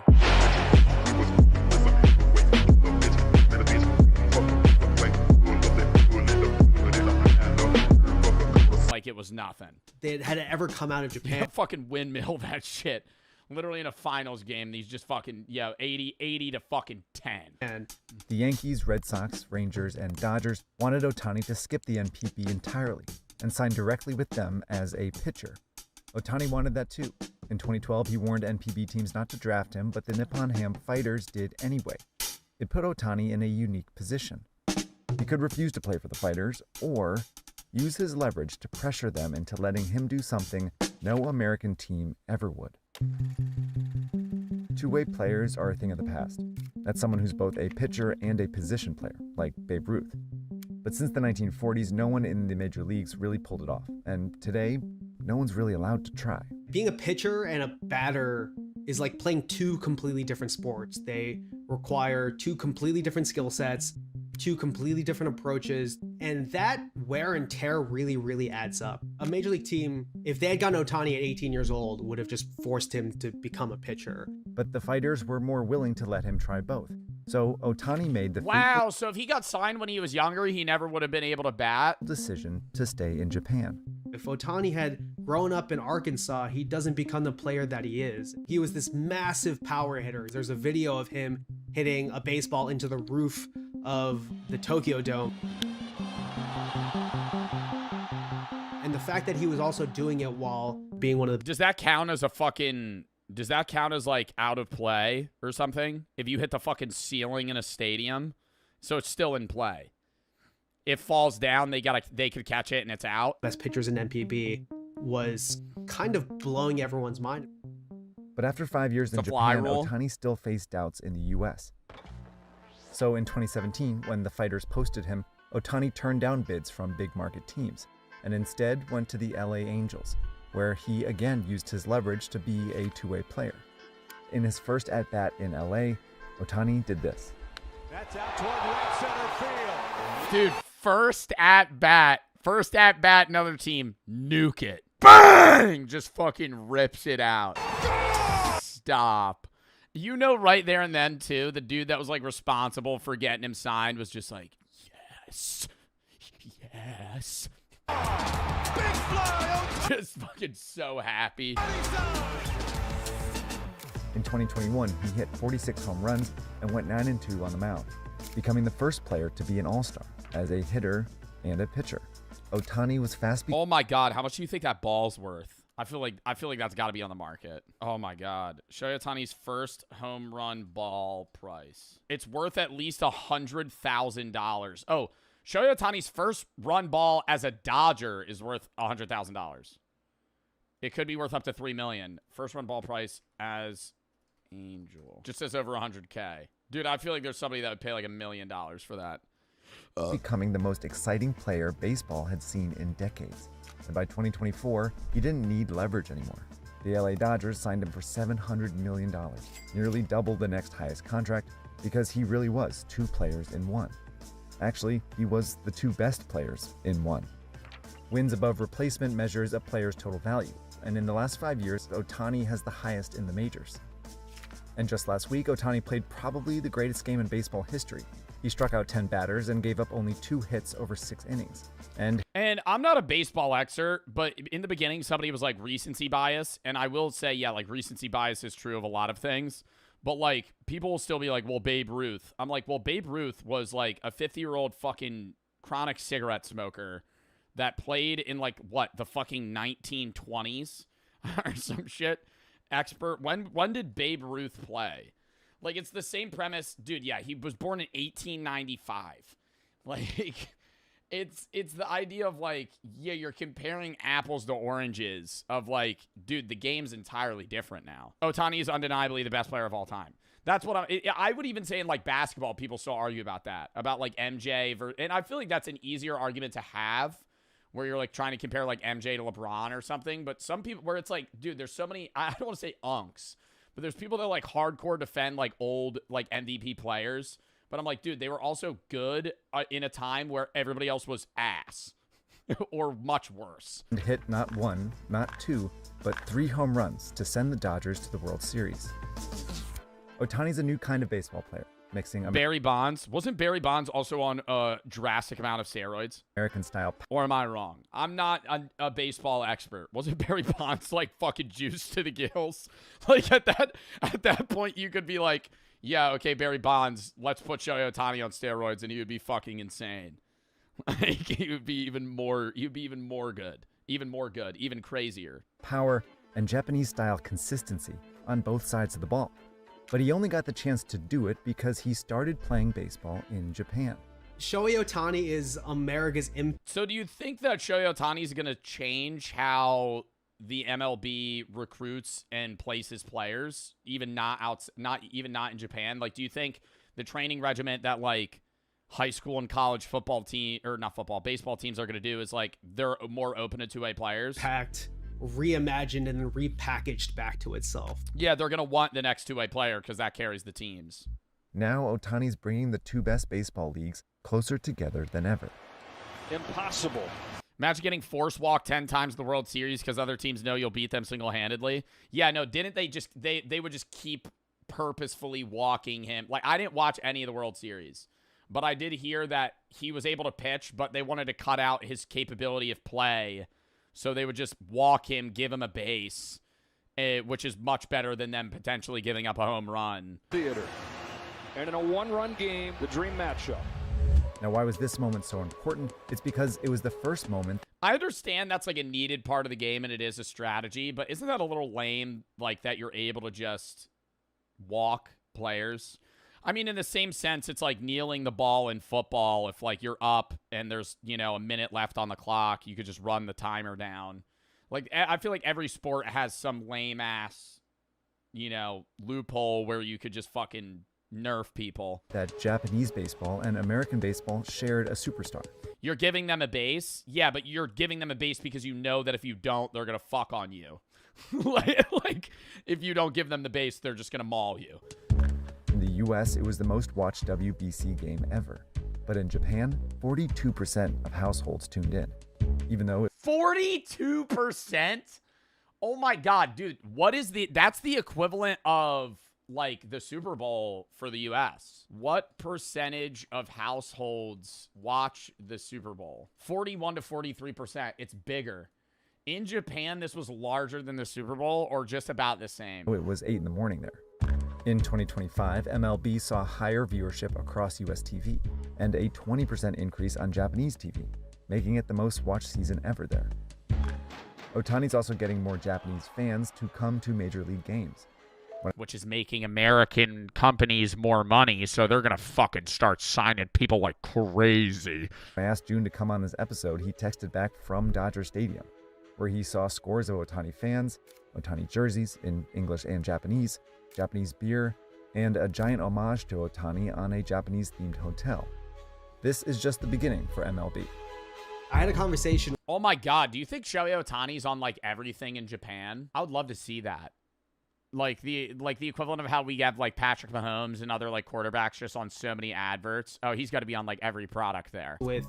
He's got to be the most known athlete in Japan. An executive over Major League Baseball, and they said that Shohei Ohtani was their entire international growth strategy. They view Shohei Ohtani as their Messi and Ronaldo figure, the type of person who almost becomes bigger than the sport to get people in the door, to care and invest emotionally in it.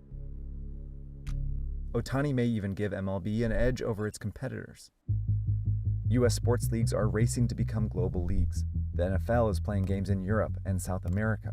The NBA is in Asia. I think the NFL has, just as from my biased perspective, I think the NFL has a lot of weird rules that make it harder to get into, but the premise, NFL is the toughest road, but I think it has the highest potential.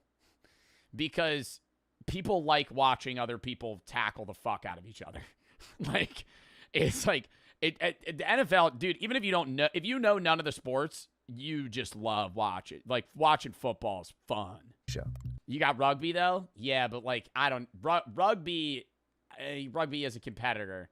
I feel like the NBA is the most global, if I had to guess, out of the three big sports. Hosting a league in Africa and talking about creating a league in Europe. They're competing to win over new fans in other countries. But nothing wins over fans in another country like a superstar from that country.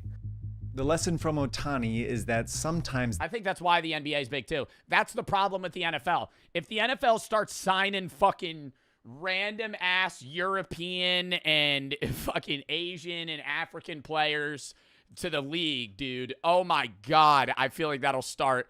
Like, if you just had, like, some guy from fucking Germany as, like, an O lineman, I feel like people would be like, I need to watch this. Like if he's like the best, but they would have to be really good. That means letting a player do something different. Because Ohtani is an Ohtani if he's not a two-way player. And he's not a two-way player if he doesn't play first in Japan. And he doesn't play first in Japan if not for generations of players who perfected baseball the Japanese way. America invented baseball, but it has been elevated by someone who is not from the United States. He breaks all of the unwritten rules of what people thought was possible for someone to accomplish as a baseball player. Wow. Okay, thanks so much for watching. I loved that video, and I'm not even that big of a fan of baseball, but I love keeping track of like the news in sports, cinema.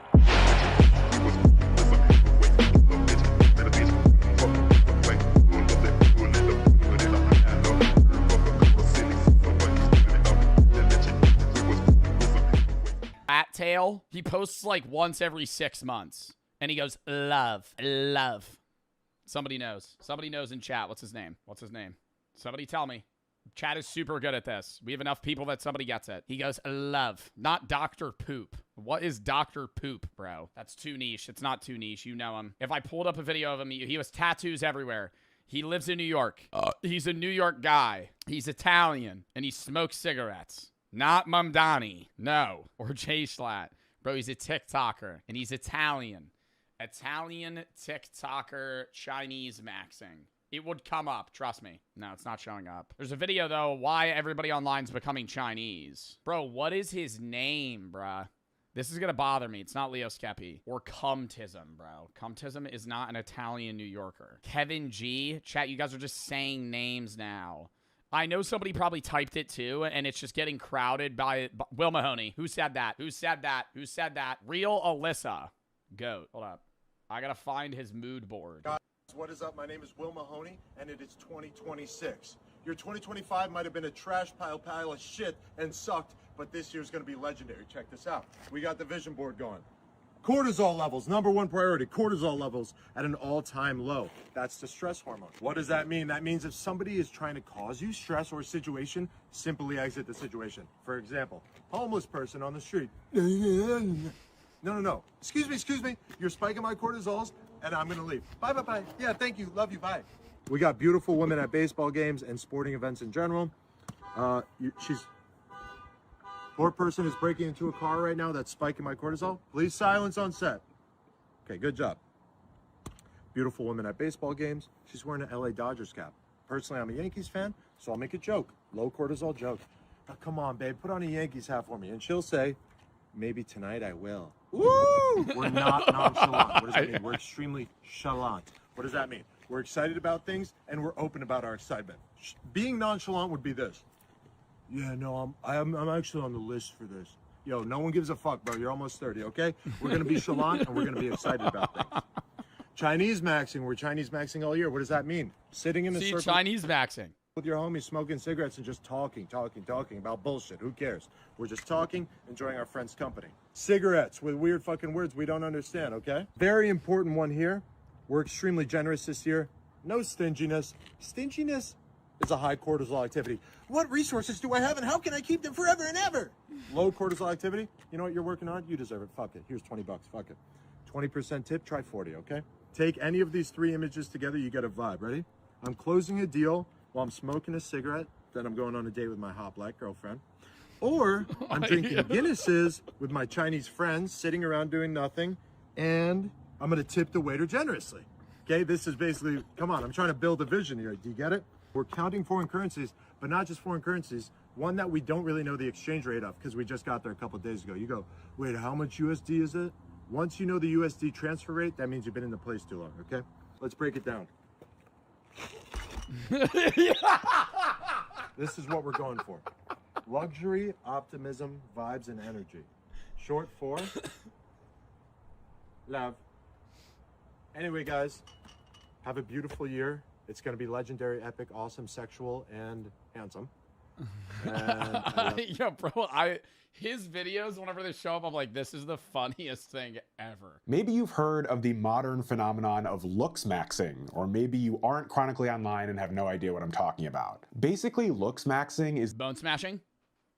The new version of the age-old concept of getting hot, although it goes way beyond diet and exercise and a little Botox. Young people, I would say especially young men, are exploring all of these scientific avenues to try and improve their looks. The most medieval-seeming looks-maxing method is called bone smashing, and it's been promoted over and over again by probably the most famous— Don't tell me they were bone smashing in medieval China. Is clavicular like a reincarnation of a high-status medieval Chinese man? Looks maxer, a 19-year-old streamer named Clavicular. Looks maxer, bone smashing, clavicular. I understand this all might sound ridiculous to you, but stick with me because it's interesting. Also, don't you want to understand the youth? Anyway, the way Clavicular describes it, bone smashing is when you take a tiny hammer and tap hard along your cheekbones and your jawbone. It causes a temporary swelling that lasts for a few hours and makes those bones look more defined. So it's something you might do just before a night out so you can look more masculine to any ladies you meet. Maybe at this point this isn't a crazy revelation, but it's not even permanent. Turns out young guys in medieval China had the same insecurities that modern men do, and they even went about similar— A lot of sub threes in medieval China, you're telling me, that needed a bone smash to lux max. methods of soothing their anxieties. Okay. During the Song Dynasty period, there was this really interesting tension between the Wen class, who were the more literary, refined scholars, and sub 5 talking. Shut up. The Wu class. I got rated mid-tier normie. Who were the more martial and physical— I'm a 5. warrior caste. Depending on which group you belong to, you'd basically looks max to make sure your outward appearance matched what you represented. So that meant young men who were part of the scholarly class went to these extreme lengths to— Dude, Joe with Greek curls, dude. Oh my god, he could be like high-tier normie. Achieve this sort of refined— What is he gonna go back to that? Pale physical aesthetic with slender features to essentially highlight the fact that they never had— Bro, I'm not gonna lie, I messaged Jinxie the other day. Oh my god. I messaged Jinxie the other day. Jinxie, when he was in the UK, bro, he looked, oh my god, yo, hot. I'll say, he was mogging when he had that quarter zip on. Bro, you know what I'm talking about. If you're chronically online, hold up, I gotta pull up the video, bro. Jinxie mogging. It shows up immediately. Tell me Jinxie is not mogging right now.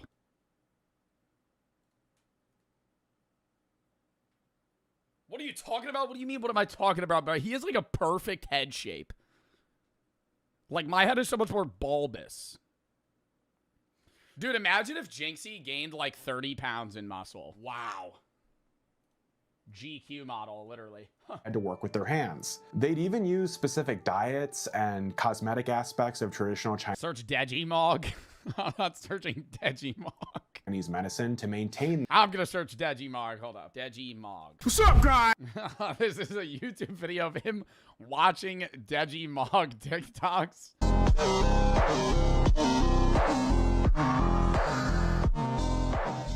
Wow. In this look that would instantly signal to every— Joe Simping, I messaged Jinxie that at like, dude, it had to be like 3 in the morning. I saw the TikTok. Where is it? I said, bro, you're mogging. You look great. Oh, that's so cringe. One that they were part of the intelligentsia. Those in the military class, basically who we would consider to be the modern day Chads, focused primarily on bone strength. I don't know, maybe that sounds familiar to you. It wasn't just about muscle, although of course they made sure they were in great shape. It was about the chi energy within and physical density. You wanted to look like a brick wall. That was— Now pin the schedule. Kind of the physique they were shooting for. It's important to note, of course, that they weren't hitting themselves in the face with hammers like modern looks maxers. Their routine usually included things like hitting sandbags or poles to increase their bone density. There was a hitting sandbags or poles with their body, like kicking a metal pole or something? 20th century French scholar named Jacques Journet who specialized in Chinese history, and he talked a lot about— Negative cancel tilt.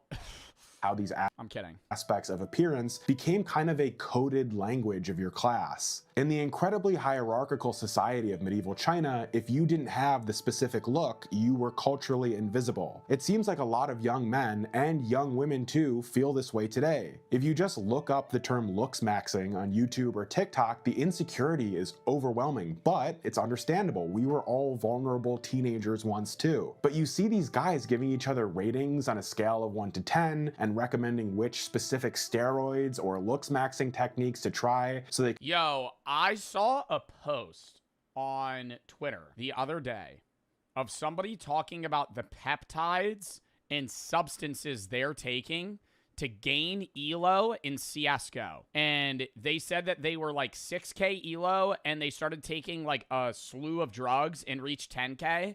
And I was like, wow, this has to be a joke because 10K is not that good. And I'm not rated in CS yet. I still have to play my ranks, but I'm like, I'm not taking drugs to hit 10K. And then in the thread, it was people genuinely having serious conversations about like what hardcore drugs they were taking to climb in CS. And I was like, yo, there was one dude talking about him like low dosing meth to fucking climb. I'm like, that's the average person I'm playing with in a CS lobby. Like, the average person that I'm in a CS lobby with is like microdosing methamphetamine so they could fucking climb. That's crazy. Like, I'm not saying, you know, there's any world where you should take drugs to climb in a video game rank, but you taking drugs to hit 10K ELO is like me saying I took meth so I could climb to fucking diamond in Rocket League. Like maybe you saying SSL and I'd be like, oh, wow, you know, that's kind of crazy. But you're like D-Gen taking drugs to hit like mid ranks on Premier. And bring their flagging features up to speed. This includes peptides, which as far as I understand are these amino— What the fuck are peptides? I actually don't understand what peptides are. I'm not even gonna lie. And I've taken like psychopharmacology classes and all this other shit. Like, I don't understand what peptides are. Acid-based performance enhancers and the use of GLP-1s. Just amino acids, but they're for everything. Like Ozempic, which I feel like people associate with an older audience, but there seem to be a shocking amount of young people taking them. The medieval Chinese were actually big on this kind of thing too. They were obsessed with elixirs made from rare minerals and herbs that were designed to lighten the body and extend life. A lot of— Eat a fucking tapeworm.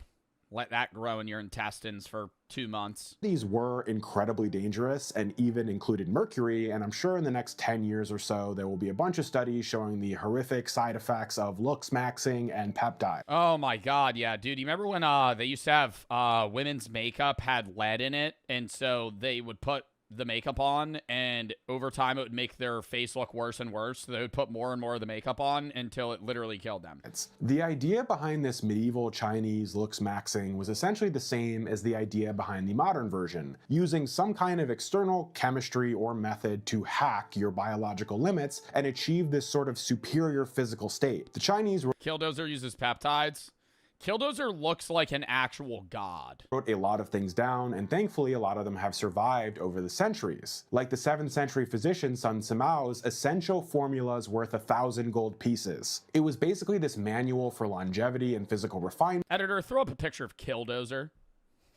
And if you're familiar with the European concept of balance— Whoa! Simao describes the body as this chemical system that can be balanced or enhanced with specific substances. This idea went even further with the medieval Chinese concept of Naidan, or internal alchemy, which taught that the body was composed of 3 main ingredients, qi, jing, and shen, that could be forged into a golden cinder if you were locked in enough on your physical discipline. Locked in is a good term to use here because this sounds just like the trend of locking in that has been popular with Gen Z for at least 5 years now. If you're not familiar, it just means cutting off outside distractions and focusing intently on some kind of personal goal. So maybe getting your side hustle off the ground or working out more regularly or whatever. It's become sort of a cult online, especially among the— Yo, can I say I hate the word entrepreneur? Because I feel like so many people claim to be entrepreneurs when they just sell like, they have like an affiliate link for like Celsius. I'm like, bro, like entrepreneur, you could say you're an entrepreneur if you're on fucking Shark Tank.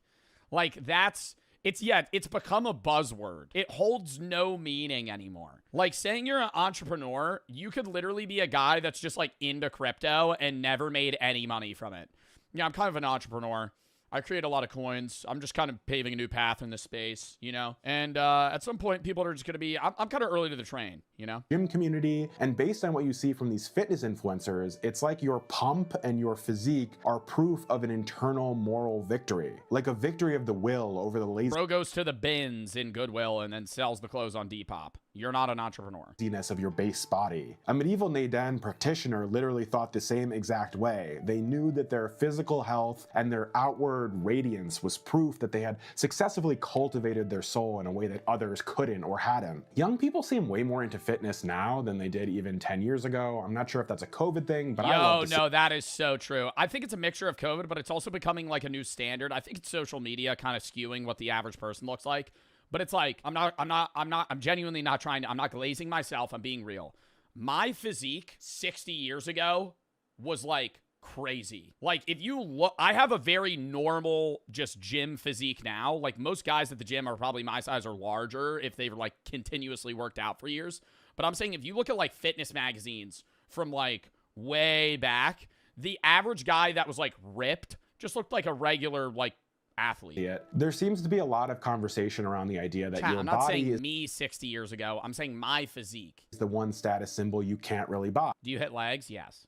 You can buy a Bugatti or a nice watch or whatever, but you can only achieve a truly amazing physique through countless hours in the gym, so it's really the most impressive thing you can have. There's also this quote from the video game Disco Elysium where a bouncer says to the main character, "Your body betrays your degeneracy," and that always sticks in my head when I don't want to go to the gym. I just felt like including that. I like tossing random tidbits into these videos. Yeah, I think physically, like, outside of, like, monetary status, yeah, being in shape is usually perceived as good. I think another side thing is, like, if you have some sneaky talent, like, if you're able to just play the guitar or, like, the piano or some instrument really well, that, like, socially, like, ups... Like, I feel like not many, like, all the... It's very weird to me that, like, Clav and all these looks maxing guys so heavily... robust solar and battery systems than we saw in the previous tier. And if nuclear war breaks out, the sun's blocked! If the fucking Yellowstone fucking geyser volcano explodes, there's no sun! The sun's gone! Where are we gathering solar energy? And your local water treatment facility isn't going to be up and running, so your whole house water filtration system is going to be useless. If you're prepping at this level, you probably have very little trust left in the government, infrastructure, or even your neighbors. And that can send you even further down the rabbit hole to the point where you want to isolate. I've read that Zuckerberg, Sam Altman, Mark Andreessen, Steve Huffman, and Reid Hoffman all allegedly have doomsday bunkers, which definitely pushes us to the next price tier. These days, digital preparedness can be just as morning brew, or click the link in the description. Okay, back to prepping for the apocalypse. If you Google... Joe's being pessimistic. This is a video that is about people that are pessimistic. This is literally the actual raw example of pessimism. People that think the world is actually going to end. Doomsday bunker, the top result is... And so that's where we are right now. We're at Atlas Survival. Atlas Survival Shelters. Just shipping containers. I need to see how thick... If that shit ain't 3 fucking feet thick of steel, I'm thinking that that's breaking. Shelters in Sulphur Springs, Texas to meet Ron Hubbard. These bunkers can range anywhere from $25,000 up to $25 million. The question I have is, what are these bunkers... Bro, $25 million for a bunker, bro. ...protecting me from that the lower cost products weren't? We're gonna go find out. Ron, pleasure to meet you finally. I'm James. Yeah, hey. Good to meet you. What's that for? I'm gonna have my own line of swords. It's a zombie sword for chopping your way out through zombies. What I'm selling is a feeling that he's building a zombie sword through zombies. Line of swords. It's a zombie sword. Bomb shelter business is booming. This guy's literally the fucking head. What's the dude that in Vegas that prepared for the end of the world in the Fallout show? That's this guy, Ron Hubbard, not Burger in Vegas, Mr. House. It's a zombie sword for chopping your way out. This is Robert House through zombies. What I'm selling is a feeling that you are going to be a survivor. Imagine being on the Titanic and you know that one boat is designated for you and your family. What types of events would these bunkers protect you from? We emphasize that our bunkers are built to be NBC proof. Chat, if you're on the Titanic, I think this is a question for the men. If you're on the Titanic, are you staying off the ship till the end? I'm not gonna take a woman or child's place on a boat. However, I'm getting off that fucking boat. I'm getting off that fucking boat. I don't know how, but I'm getting off that boat. I'm a minor, I would go first. Okay, let me say this. If in the Titanic, when the boats were sinking, I'm assuming the chatter that just said that you're probably like a 16-year-old man. You're not getting on the boat. They're kicking your ass off. Right? If you walk up to the lead guy that's shuffling women and children onto the boat and you go, "Well, I'm 17, can I?" They're kicking your ass off, bitch. You got to find your own way off that fucking boat. You know what I mean? Like I think when they say like women and children first, they mean women and like toddlers. Like you got to be young for them to be like, okay, yeah, I'll let you off. It means nuclear, biological, and chemical. So you could go in there for any reason, including tornadoes, hurricanes, or even a civil unrest or people driving around trying to shoot holes into your house. And now it was time to go see one. A builder is building 86 houses. He's decided every single house will automatically have a movie theater in it that will also be a bomb shelter. I mean, now we're just living in luxury. This isn't even a fucking... We got a movie theater. We got a movie theater in the shelter. I feel like if you're going to spend millions of dollars on the shelter, just make the shelter your house. So in that sense, I kind of get it. Like, just have a piece of property and have your house be the bunker. Bunkers have become popular because... Like, live underground. They're dual use. Everyday luxury on the surface, doomsday bunker when shit hits the fan. Let's go. Okay, so Ron had told me we were going to see a finished $700,000 bunker, but unfortunately, that's not the case. He brought me to a new construction, though, that's apparently going to sell for $1.6 million. And part of this construction, right by that dirt mound over there, is a $700,000 underground luxury doomsday bunker. Let's go check it out. Can I say, shouldn't you put it a little more underground? Like, we're right on the dirt surface, you know? Is this the roof? I feel like it should be like, 8-10 feet under, like a little over the water table. $100,000 underground luxury doomsday bunker. Let's go check it out. Now, remember, I'm going to give you footage of a finished one that you can... Oh, it's pretty deep. Edit it in, okay? This one's got 9-foot ceilings. This is the stage that will go back in that corner. This is a gun cabinet. It's a remote control gun cabinet. This will come down. It's got a roll shutter. So this is a bunker man cave movie theater. This is the escape tunnel. This way, if the person in the bunker feels like they're worried about being trapped in the bunker, it gives them a secondary means of egress. What we have here is a full kitchen. You got room for a full-size fridge.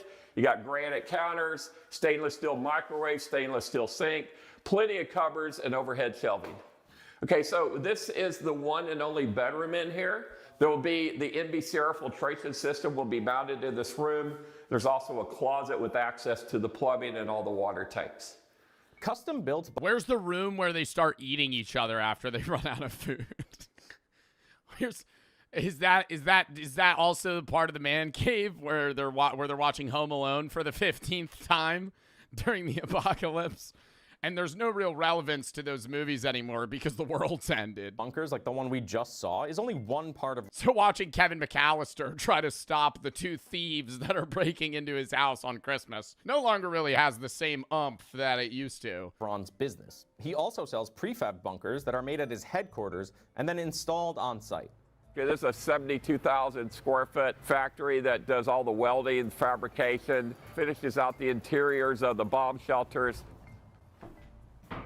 They do look sturdy. I will say that. All right, this is a prefabbed bunker here at the Atlas facility. Not too bad. How would you describe your customer? I get a lot of people that are 55, 60 years old. They just sold their company. They want to near the end days anyway, buddy. I mean, why are we even prepping? Buy a ranch in Texas. And 60 years old? I mean, dude, the world ends. It's already, I'm just calling it quits there. If I'm 60 years old and the nukes start dropping, it's just, whatever. It was a good run. They want to have a secret bunker with a secret passage. Whoever's sitting in the White House affects the... For their family? True. Valid point. So Trump is absolutely horrible for business because the customers that buy the bunkers, a lot of them are Trump supporters, and they feel safe with Trump in office. And he's not afraid to name drop.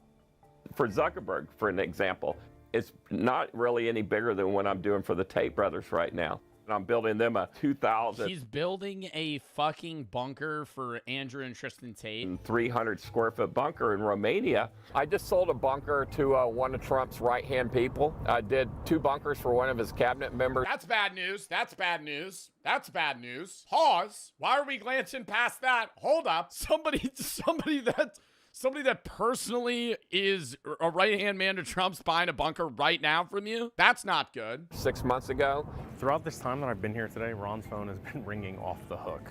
So clearly, he's very busy. Yeah, hello? Hello? Atlas is Ron.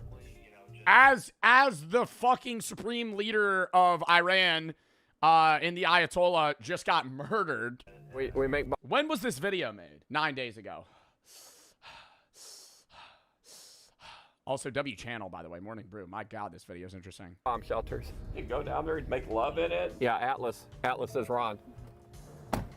But what I'm going to show you here is my magnets. Last year I did 340 days in hotels. So it means I spent 25 nights in my own bed. But that is what the job calls for. So my clients call, I travel. Overall, this is a very impressive business that Ron has built. He might be a little out there, but whatever he's doing is working.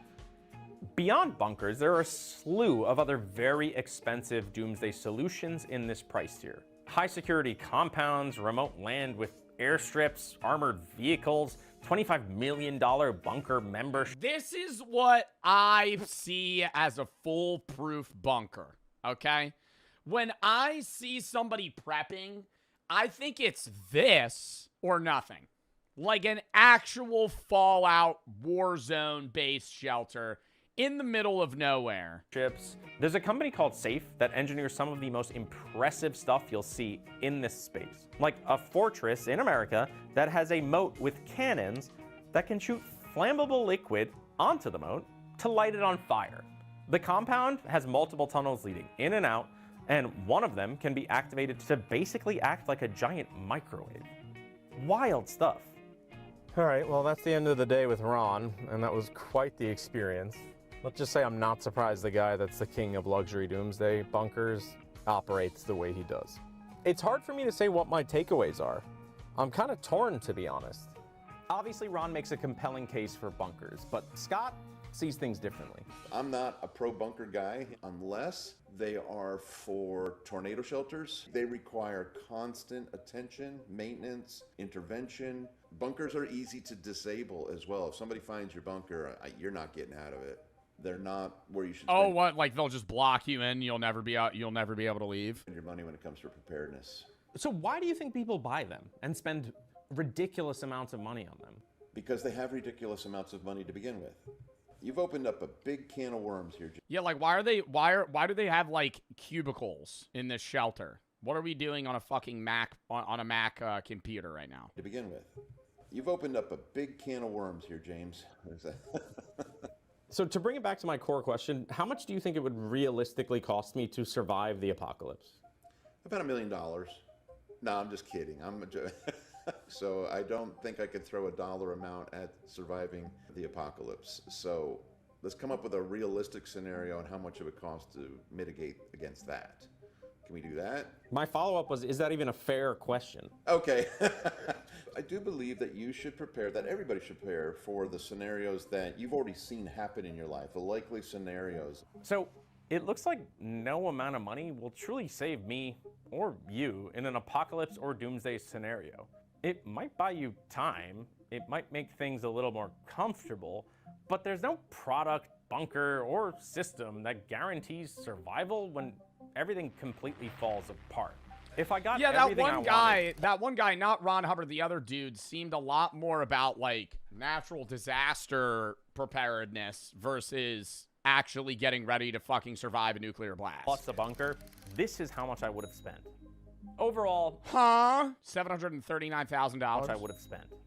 Overall, I think the industry has seen so much growth because there's been a convergence of disaster preparedness and doomsday prepping. Disaster preparedness is backed by governments, insurers, and utilities. It's boring, practical.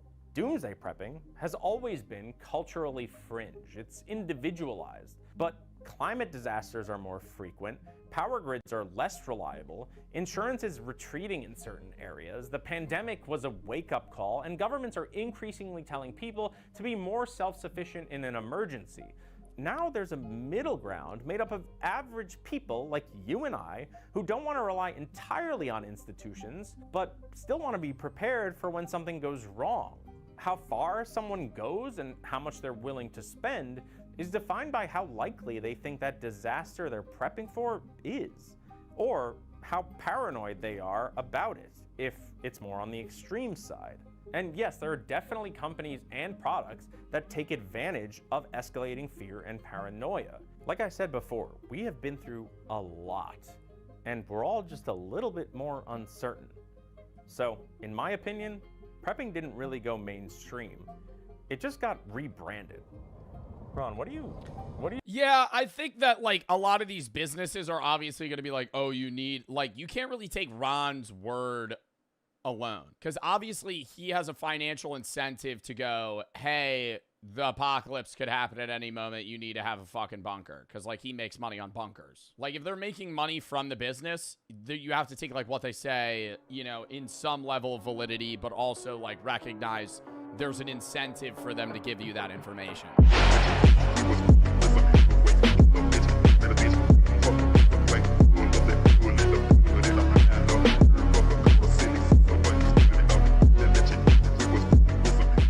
The 7 levels of humor. And at 17% African American, I am not from Wakanda. I'm from like Wakanda. I respect the bomb, though. I respect the bomb. I gotta say that, horrible joke. Horrible joke. But to be able to get on stage and bomb and not shrivel inside of yourself is commendable to a degree. No? Most comedians suck, percentage-wise, you know? You see these top 20 comedians, and they're fucking funny or not, depending on what you think. And even if you think that guy's not funny, now think about fucking the dude that's not successful. You know? Like how comedy can get really bad. And this is like scraping the surface of that. Most comedy clubs are bombs. Most comedy guys suck. You know, they never gain success. They might get a laugh or two at a bar. Like you, oh, I would be terrible at stand-up. The type of comedy I think I could do more what Matt Rife does than any other comedian that does performative sets. Matt Rife gets up on stage, has a few things that he wants to say, and then he does crowd work. I could do crowd work. I don't think I could ever do a set where I go up and I just tell jokes. Oof. Are you all right? Yeah. No, you are all left. You know, they say that humor is subjective. So it's a good thing I'm the subject and I'm going to tell you that shit was... Got on America's Got Talent to say that? Are you all right? Yes. No, you're all left. What's the joke? What's the joke? I understand what she's saying where it's like all right, like right. Like, what do you mean all left? Oh, like they're Democrats? It was not a political joke. I don't think that was a political joke. I think it was just, bad. That's the biggest problem with America. I'm not going to get on a long tangent about America's Got Talent. Side note, quick, 30-second ramble about America's Got Talent. People got to tell their relatives that their talents suck. Because it's fucking shitty when you falsely boost somebody to the point where they believe that they should go on America's Got Talent just to be let down miserably. Like, my God. Especially, I think it's different with comedy and more with, like, singing. Singing or dancing, where, like, people consistently just go, oh, my God, that's so good. Yeah, no, you should go on America's Got Talent. And then they get on stage, and it's just miserable. Awful. I've constructed 7 levels. That's Britain's Got Talent, same thing. Same premise of the show. You have 4 famous judges, 5 famous judges that judge everyday people. Of humor and comedy, with 1 being the most primal and nonsensical humor. My mom, my mom, my mom, my mom, my mom, my mom, my mom. And 7 being intellectual jokes that deserve to be a higher level. Is this how you do a 7 levels? I don't know, but we're gonna go with it. Level 1. This is what I call the primal level. This is the most nonsensical level, and it also transcends language. I think level 1, yeah, transcends language, fart jokes. Body humor is like level 1. Caveman. I think level 1 humor would be like caveman humor. Like something that another person would find funny if they can't even communicate with you physically. Like you rip ass in public, or, you know, fucking shit your pants. something like that, where it's like, you know, or yeah, like a burp, just regular comedy that's like, or even like maybe like Jim Carrey humor could fall into like level 1, where it's like facial. You don't need to set up a punchline or even a wrinkle in your brain, smooth head ass nigga. An example of this would be laughing at somebody falling over. Why do we laugh at this? Who knows? Epic fails. Schadenfreude. I think that's why we laugh at epic fails. It's the feeling you get when you laugh at somebody else's misfortune or pain. I ain't doing. It's like a happiness that it didn't happen to you. But there's a level of funny and not funny. Is that agreeable with fails? Like watching somebody fall over, funny. Watching somebody fall over and die, not funny. Like it, and that's like, there are people that would find that funny. I would say that's sick. If you think that's funny, that like if somebody like falls and dies. But it's like if somebody like hurts themselves minutely, I would go, that's kind of funny. But if they like get their arm chopped off, oof, that's more grim. Who knows? I ain't doing all that research. But there's really something about watching somebody's misfortune that just brings me joy. And I know I'm not the only one that's like this too. I remember watching America's Funniest Home Videos, you know that show? Deadass just compilations of people receiving fatal injuries. Nothing more. They really did get the perfect guy for that show, but it also made me realize how bad the AFV was. What's this guy's name? He does the Carlton. He starts the episode. We got a lot of funny videos tonight. Stay tuned. And then it's like somebody falling over, and they give him the worst one-liners you've ever seen in your life. I don't know if they still put on AFV or how much they're paying this guy. Yeah, Alfonso Rivera. They got to be paying this guy fucking scraps because there's no shot this fucking channel makes money. Like, there's no way this TV show gets clicks still. They still do? Bro, but, like, all funny videos now are on, like, TikTok, Twitter, YouTube. So the people that submit that shit, like, I remember I watched a recent video, and it was, like, somebody using, like, the Snapchat dog filter or some bullshit. Like, I talked about this previously. It's like they get the bottom of the barrel videos on AFV today, and even the good videos that they do get are sometimes just resubmitted viral videos from people that posted them elsewhere, and it did much better. And you would think that's like, oh, that's not bad if they're just doing kind of like a compilation type thing. But it's not like them just showing an old woman falling. It's them showing an old woman falling and then Alfonso Rivera going, well, let's see if she gets back up. That one's going to leave a mark. The old slip and fall. And like ruins it. Mute him. They should have a fucking... And it's not even just him. It's the dude before him, too. I remember I used to think AFV was funny before Alfonso Rivera. It's because I was fucking 5 years old. Go watch episode fucking season 2 of AFV. It's dog shit. It's all bad, right? Because you were so used to nothing, right? It's like being an old person that discovered the radio for the first time. It's monumental. Now nobody gives a shit about the fucking radio anymore. So when you were 6 years old and there was no funny shit, watching epic fails on YouTube or AFV was like gold. Now it's awful. Oh, that show. Deadass just compilations of people receiving fatal injuries. Nothing more to it. To prove why this is the lowest level, you could show, for example, the slowest person on Earth. Where does the sun go when it get dark? Blue, I don't have an answer for that. You could show them a video of somebody slipping on ice and they're gonna crack up at that shit. And at this level, you find that most of the jokes happen on accident. And something about that just makes it even more funny. I feel like you really need a good fail for it to be funny. Like, most fails I wouldn't really laugh at anymore. I remember, dude, when I was in elementary school at snack time every day, I would just watch epic fails. And then I got, like, numb to them, where I just didn't find them funny anymore. But then again, it's only really funny when you're not the victim. Story time. As a kid, I was playing soccer, right? It was a rainy day, and I got hit in the face by a ball that looks exactly like this. Shit felt like a fully primed charged shotgun right to my dome. I was suffering and niggas was looking at me like this. Evil world. But if I saw that, I know damn well I'm losing it. And at this level, you also find things like loud equals funny. Which if you completely... Yo. Okay, no, there's a level... Okay. Can I say there's a new type of video that I find fucking comical on TikTok? I gotta find it. If it's the randomness video. Where it's nothing, there's no... Okay, here it is. There's no purpose in any of the fucking clips in the video. It's just full random, and I think randomness is funny. All right, hold up. Brady just messaged me and said, do not download COD, it's dog shit. It is? Yeah, I heard that you can't pause the campaign. You have to run it in one. There's no save points. You just have to play the campaign in one sitting. All right, this is like, I guess, the level of humor that I would define as, like, comedic out of just random. I don't know what level this would fall into, though. I have no idea what level of humor this is. Maybe, like, 2? Or, like, it transcends levels?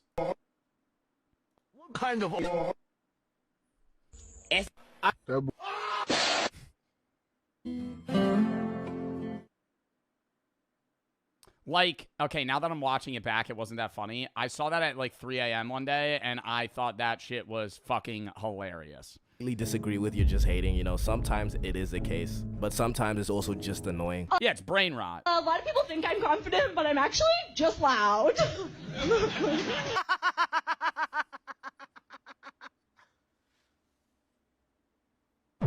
You know, not everybody needs to do stand-up, okay? Some people just need to stick to this first level. This level's stupid, but it's kind of beautiful, alright? It proves that joy is everywhere, even if it's in other people's misery. Level 2. This level is the fucking stain on the earth that is brain rot. This one is a level above because it requires a set level of prior knowledge and liquidation of the brain. If you were to show... Yeah, it's references. Level 2 you need, but it does transcend language still. Like, tung tung tung sahur isn't English. It's Italian brain rot, but we still get it. An 80-year-old man, this. Garam mararam raraman mararaman dan madu dung dung dung tak tuntung perkuntung. You are not getting a giggle out of bro. But if you were to show this kid who's on his 41st 6-7 of the day, he gonna laugh to an early grave. This is going so low. Okay, but can we...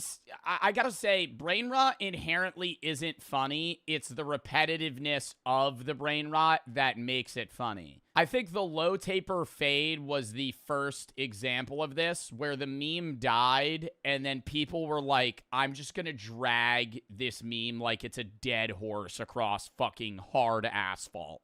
We're just gonna we're gonna pull it until it's funny again. And then at some point it gains traction, it's hilarious, and then it goes into a phase of being shit again, and then funny again. Back and forth. There is a hard cut, though. The low taper fade meme sucks now, right? Is there ever going to be a moment where it's funny again? Maybe.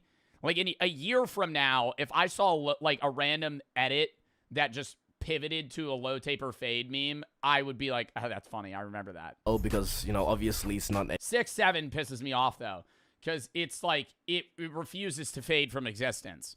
It's 21 from the Vine era, you know, 21, but it's like, it's not going away. 21 was like the height of brain rot, and then it like kind of submerged itself to like mid-tier usage. 6-7 is like spam used so much, and no one stops you. Like, people just still, anytime you hear 6 and 7 together, people just spam it. Anything of substance, I don't have to explain that. No, like, what even is this shit, bro? It's I don't know, but I'm low-key here for it because it's a cheap laugh. But I just can't give this level any credit because there's still no structure or timing, just... And this is funny because it just so happens. I feel like brain rot, the random brain rot is best described as like something that would stress you out if you were tripping on hallucinogenics. Like, this is funny to watch now, but if I was like hallucinating on mushrooms, I think I would panic if I saw this, because I would be like, is this real, or am I like actually, no, is this actually happening? What am I watching right now? Because somebody made this. Somebody like edited this and spent time putting effort into making something that actually just makes no sense. And this is funny because it just so happens that somewhere along the way we just collectively decided that gibberish tomfoolery equals funny. I don't know. Oh my god, the penguin brain rot. No, I love that. Wait, where it goes. Penguin brain rot. You know what I'm talking about. Oh my god. What is it called? Like Penguino? Penguino dance. Penguin dance AI. This.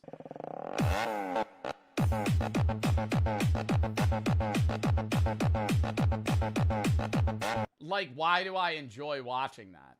It's just stupid. I can feel the literal micro tears in my brain as I continue to talk. It's unfunny. I'm not saying it's funny. I would say I would watch it, though. About this subject. You know, I can say all these negative things, but if you catch me at the right... I love how everybody's like, damn, Joe, that's AI slop. You're stupid as fuck. Meanwhile, I guarantee you half of y'all's liked videos are 6-7 memes. So when I say I enjoy the stupid video of the AI penguin dancing versus somebody being like, yeah, 6-7's fucking hilarious still. Oh, I'm losing it off this. Oh, we'll love it. Love-hate relationship with this level, no more. Level 3. At this level, we have straight up just memes. If you operate at this level, you don't tell jokes, right? You just quote TikToks and Reels. Level 5 got Riz, Livy done rizzing up Baby Gronk, Ice Spice what the dog doing, Skip the toilet in real life. I kind of don't like the quotes of like old vines. Like if I was like just hanging out with my friend and I was like, yo, can you grab me a spoon? I'm trying to eat some ice cream. And he went, only a spoonful. Like King Batch. Ugh. Like, or like just referencing something from like 10 years ago. That's Reddit humor. No, I don't think this is Reddit humor. Well, I mean, Reddit humor, there's different fucking communities on Reddit for everything. But I think there is like, I think that's like millennial humor. Not memes. Memes are for everybody. But they're like, millennial humor is like referencing old memes as if they're still relevant. You can't really consider yourself a funny guy for using this one. You know, maybe your For You page just got it. But you have made it past laughing at people's misfortune and brain disease. And now you've become a human soundboard. I sound like I'm hating right now, but literally everybody uses this level. And let me elaborate because I feel like I didn't really explain what this level is. It's using memes in conversation as like references rather than, you know, just memes by themselves. But anyways, memes are funny. That's sort of like their whole thing. And it's tough when somebody pulls out a good reference. Sick reference though, bro. Oh, thanks, bud. Oh, wait. So a meme, like a level 3 meme, isn't just making memes or reading them. It would be referencing them and it not sucking. Like old vines? No, but referencing old vines sucks. Like, I think the golden humor isn't having somebody relate to the meme that you're referencing. It's relating the meme to the conversation at hand and it also being relevant and funny. Like, at any moment, in mid-conversation, I could be like, remember, mustard. You'd be like, yeah, what the fuck does that have to do with what we're talking about? Like, if you're like, yeah, that's like Nyan Cat. Oh, my God, thank God it's Friday. I'd be like, yeah, I don't fucking care. You know, like, that's still ass. Dude, your references are out of control. Everyone knows that. The reason why it's so low is because it doesn't really require creativity. It's easy to just... Friday's still peak? No, it is not. Bring out memes. Obviously, sometimes you can be creative with it, but people be doing too much with that. Copy lame mechanism into frat flick, into 6-7 shoddy emote, frat snap. Okay, but it also incorporates the aspect of timing and delivery. But everything else, you're not really creating a joke. You're just saying something that people have already agreed is funny. I stay spamming memes in my videos, so, you know, this is a little confronting. But true story, the other day I saw a guy sitting like this, and I thought to myself, bro, it's not Quandale Dingle. It's Quandale Dingle here. And hit one of these. I deadass felt disappointed in myself for that, but I did realize a cheap laugh is still a laugh. Another reason why I put this here is because I don't really laugh at memes, at least not really a full laugh. I just be hitting the quick little exhale out of your nose, like this. But this level is still respect. Yeah, that's like the humor that makes you go, It's like fast food humor, you know? I like it, but there's a point where it becomes unenjoyable. Like, if I'm watching a movie and it only makes me go, I'll look back at that and be like, that was a shitty film. Because even though it got, like, a chuckle, it never made me laugh. Like, that wouldn't count as laughing. Julio of the thread. Respectable. Level 4. No, I don't think he is. It says he's 6'4". Going to be about 1 in a billion. Now, you might think that's a long shot until our doc here puts his online biomechanics degree to use. Now, you might be crying, but what about my overhead press? In strongman, that's not really much of a concern. Overhead pressing is 1 out of 5 to 7 events typically, and the biggest pressers in the sport haven't typically had very short arms. Hathor was actually one of the best pressers because sheer brute mass is such a big driver of pressing. Oh yeah, his arms are longer. He has a bigger range of motion, but he also has more potential for muscle to be on his arms. Strength more so than just leverages. And that brings us to the next important piece. We've got our frame. What about the materials? There is one mammoth of a mutation that gives immediately more muscle mass, more muscle fibers, and more strength to anybody who happens to possess it. When the MSTN gene is 3 balls. Oh.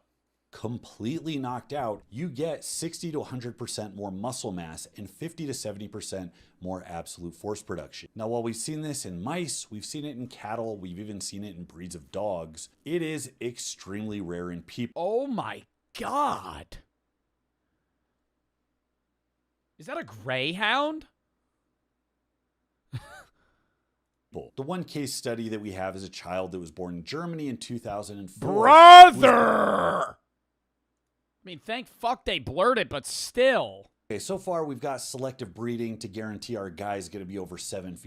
All right, so he's saying there's a mutation that you could have that increases muscle growth potential. Bro, that was like a fucking picture from the 1920s. Tall. We got the limbs cracked and reset, and we genetically edited. Yo, editor, fucking full blur that shit too. He blurred it, but I feel like he could have fucking blurred that so much more.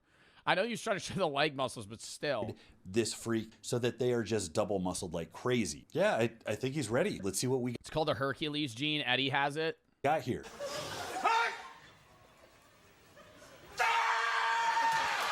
Oh no. Who could have saw that coming? I wonder if God also feels like he's in a permanent game of whack-a-mole. Grab some more duct tape, we're not done. You don't need genetic modification or a time machine to go back and swap out your parents in order to get jacked. You just need a proven training template and the means to personalize it to you. Is this an ad? If we want bones and tendons durable enough to handle the immense forces that we're going to put our boy under. Was that an ad? It's on autopilot. Yeah. Forces that were Fuck! We want bones and tendons durable enough to handle the immense forces that we're going to put our boy under. We can't just crank up bone production. Just like with giantism and even PED use, the geometry of the tissues gets all messed up. So even though there's more of it, it's actually weaker. It's kind of like using more steel to build a bridge shittily. Now there's a handful of genes that can show improvement here. That's what I do in polybridge. It works every time. You have the COL5A1 rigid variant. You have the TNC variant, which shows enhanced adaptation under load. And you have the LOX variant that increases stiffness 20 to 30%. Now, since we're just picking genetic types like they're paint swatches at Home Depot, we might as well grab a few for insertion depth as well. The further down... Bro, but here's the thing. Like, you ever made a guy like this? He's not going into strongman. He's joining the fucking NFL. He's going to be a fucking O-lineman or a linebacker. He's going to be a fucking monster. And he's just going to hold fucking 4 guys back at once because he's going to be fucking 450, not even fat. You probably get him like 500 pounds plus. And he's just going to fucking stand there and they're not even going to be able to move him. a tendon inserts, the greater leverage it has on that limb. So the same amount of muscular contraction is just going to lift more weight. But when you take that out to the extremes, the top 2 to 3% of the population, they may have a 40 to 50% difference in lever advantage. If you're looking at a freak of pound for pound strength and they don't have obvious leverage advantages on the lifts, it's highly likely that the advantages are hidden in tendon insertions. Apply this to the immense amount of mass that our boy's 7.5-foot frame is capable of holding, and we've got a recipe for some truly alien shit. But now we're at the point where we have to ask if the bones will even be able to handle this amount of force. Yeah, he picks up a 2,000-pound weight and he just fucking shatters he literally shatters his femur. His like entire body just collapses. Normal cortical strength is 200 megapascals, and that's in an untrained couch potato. That means that your fat cousin's femur could support a small sedan before snapping. What? An untrained person's femur could support the weight of a car? Couch potato. That means that your fat cousin's femur could support a small sedan before snapping in half. To put this in perspective, Neanderthals were estimated to be at 1.8 grams per centimeter cubed in their bone density, which is 30 to 40% denser than elite human athletes. These estimations are higher than Brian Shaw's bone density, which was yeah, just an average fucking Neanderthal, bro. Oh my God. Do you think, like, I know the highest Neanderthal percentage DNA in a person is probably, like, less than 1%. But do you think that plays a factor in strength? Who has the highest Neanderthal DNA recorded? Individuals of East Asian descent generally have the highest proportion of Neanderthal DNA, followed by European ancestry. The highest percentage somebody has is around 3%. Estimated to be 5 sigma, or 1 in a few hundred million. But all isn't lost for humanity. There is still some genetic wizardry at play. A rare genetic case involving the LRP5 gene was discovered in a Connecticut family with bones so dense they had solid white x-rays. The family's density was measured between 2.5 and 3 grams per centimeter cube, which is 50% higher than Neanderthals and Brian Shaw. This made the bone near impossible to penetrate with typical surgical drills, and none of the degenerative effects usually associated with excessive bone growth plagued any members of the family. The only notable features they had were extra wide jaws and some bony growth on the top of their mouth. And I'd say that's a small price to pay.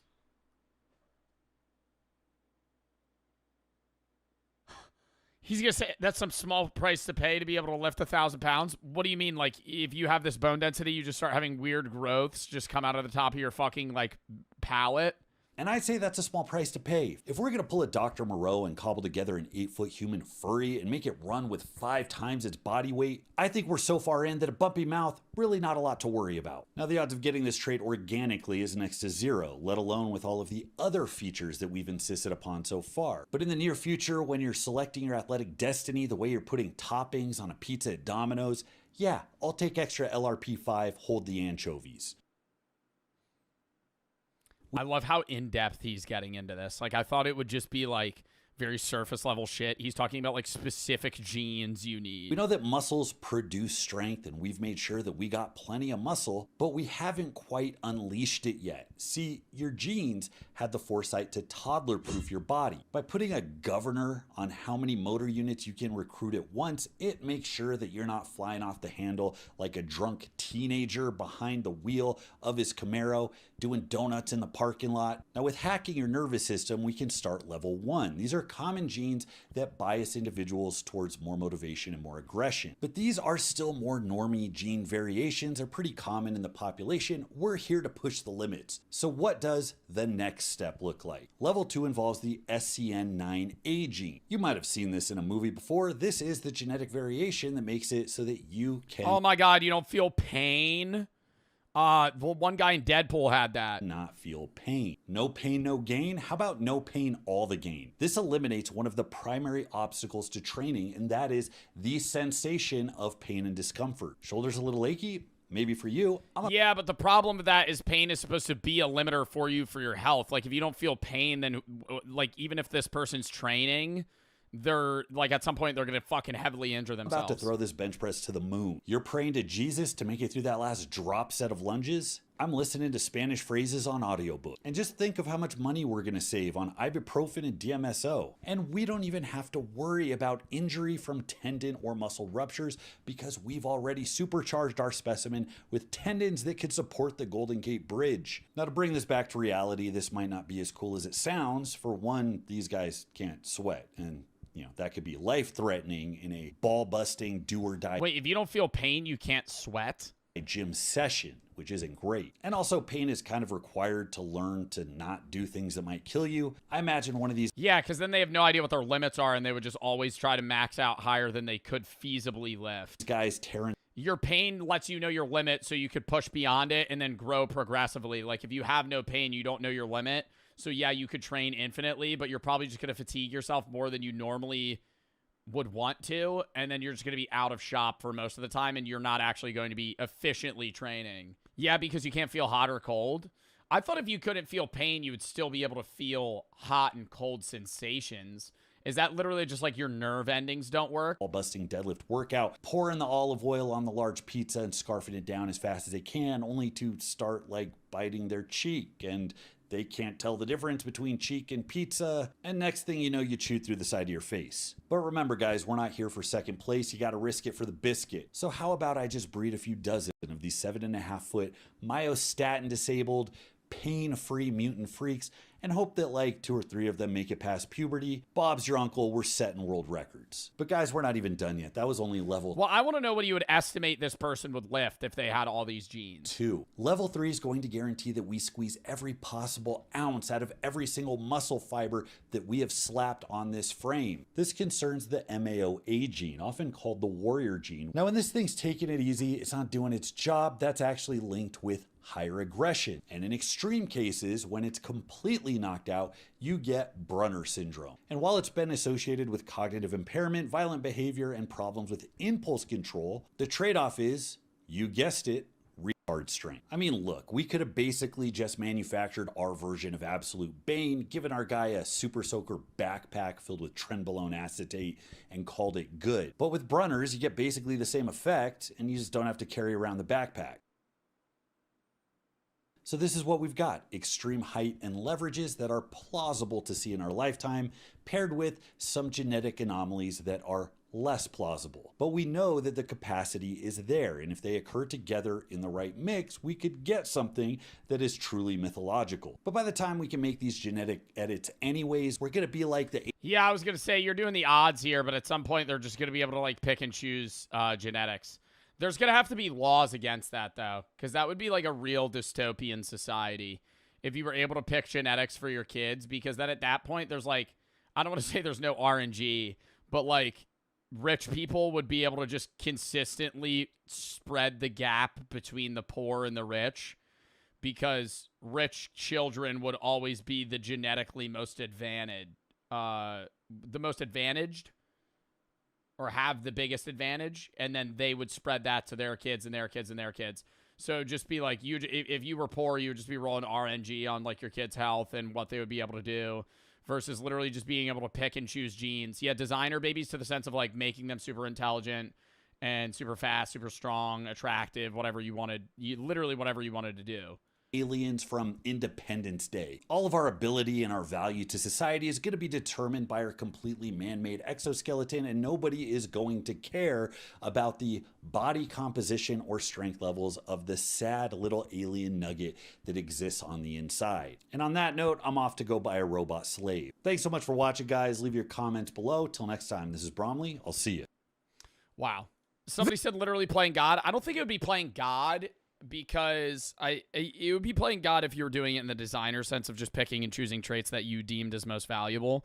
But I think if you were able to cut out genes that would cause certain health defects, I would not see that as playing God. I would see that as removing the need for thousands and thousands of years of natural selection to try and weed out a trait that is detrimental to a human experience in human life. Like, you would be able to cut out it, like if you had a kid and they were like, this kid's gonna have is gonna grow up and he's gonna have ALS or something, it'd be like, all right, well, we're gonna cut that out so he doesn't get that. You know, we're going to cut that out so he doesn't get this, like Marfan syndrome or some sort of like, I guess, disease, you know. But then when you extend it to like, all right, you can make your kid whatever height you want, and you can make him do this. It's like now you're making a Sims character. All right, well, we're not watching this Mark Rober video today. We got one more video. Say, while I'm chewing it, you're like halfway down. You're like, oh, this isn't that bad. It's like chicken jerky. And then I took that one bite, and when I gagged the first time, you get like a whip.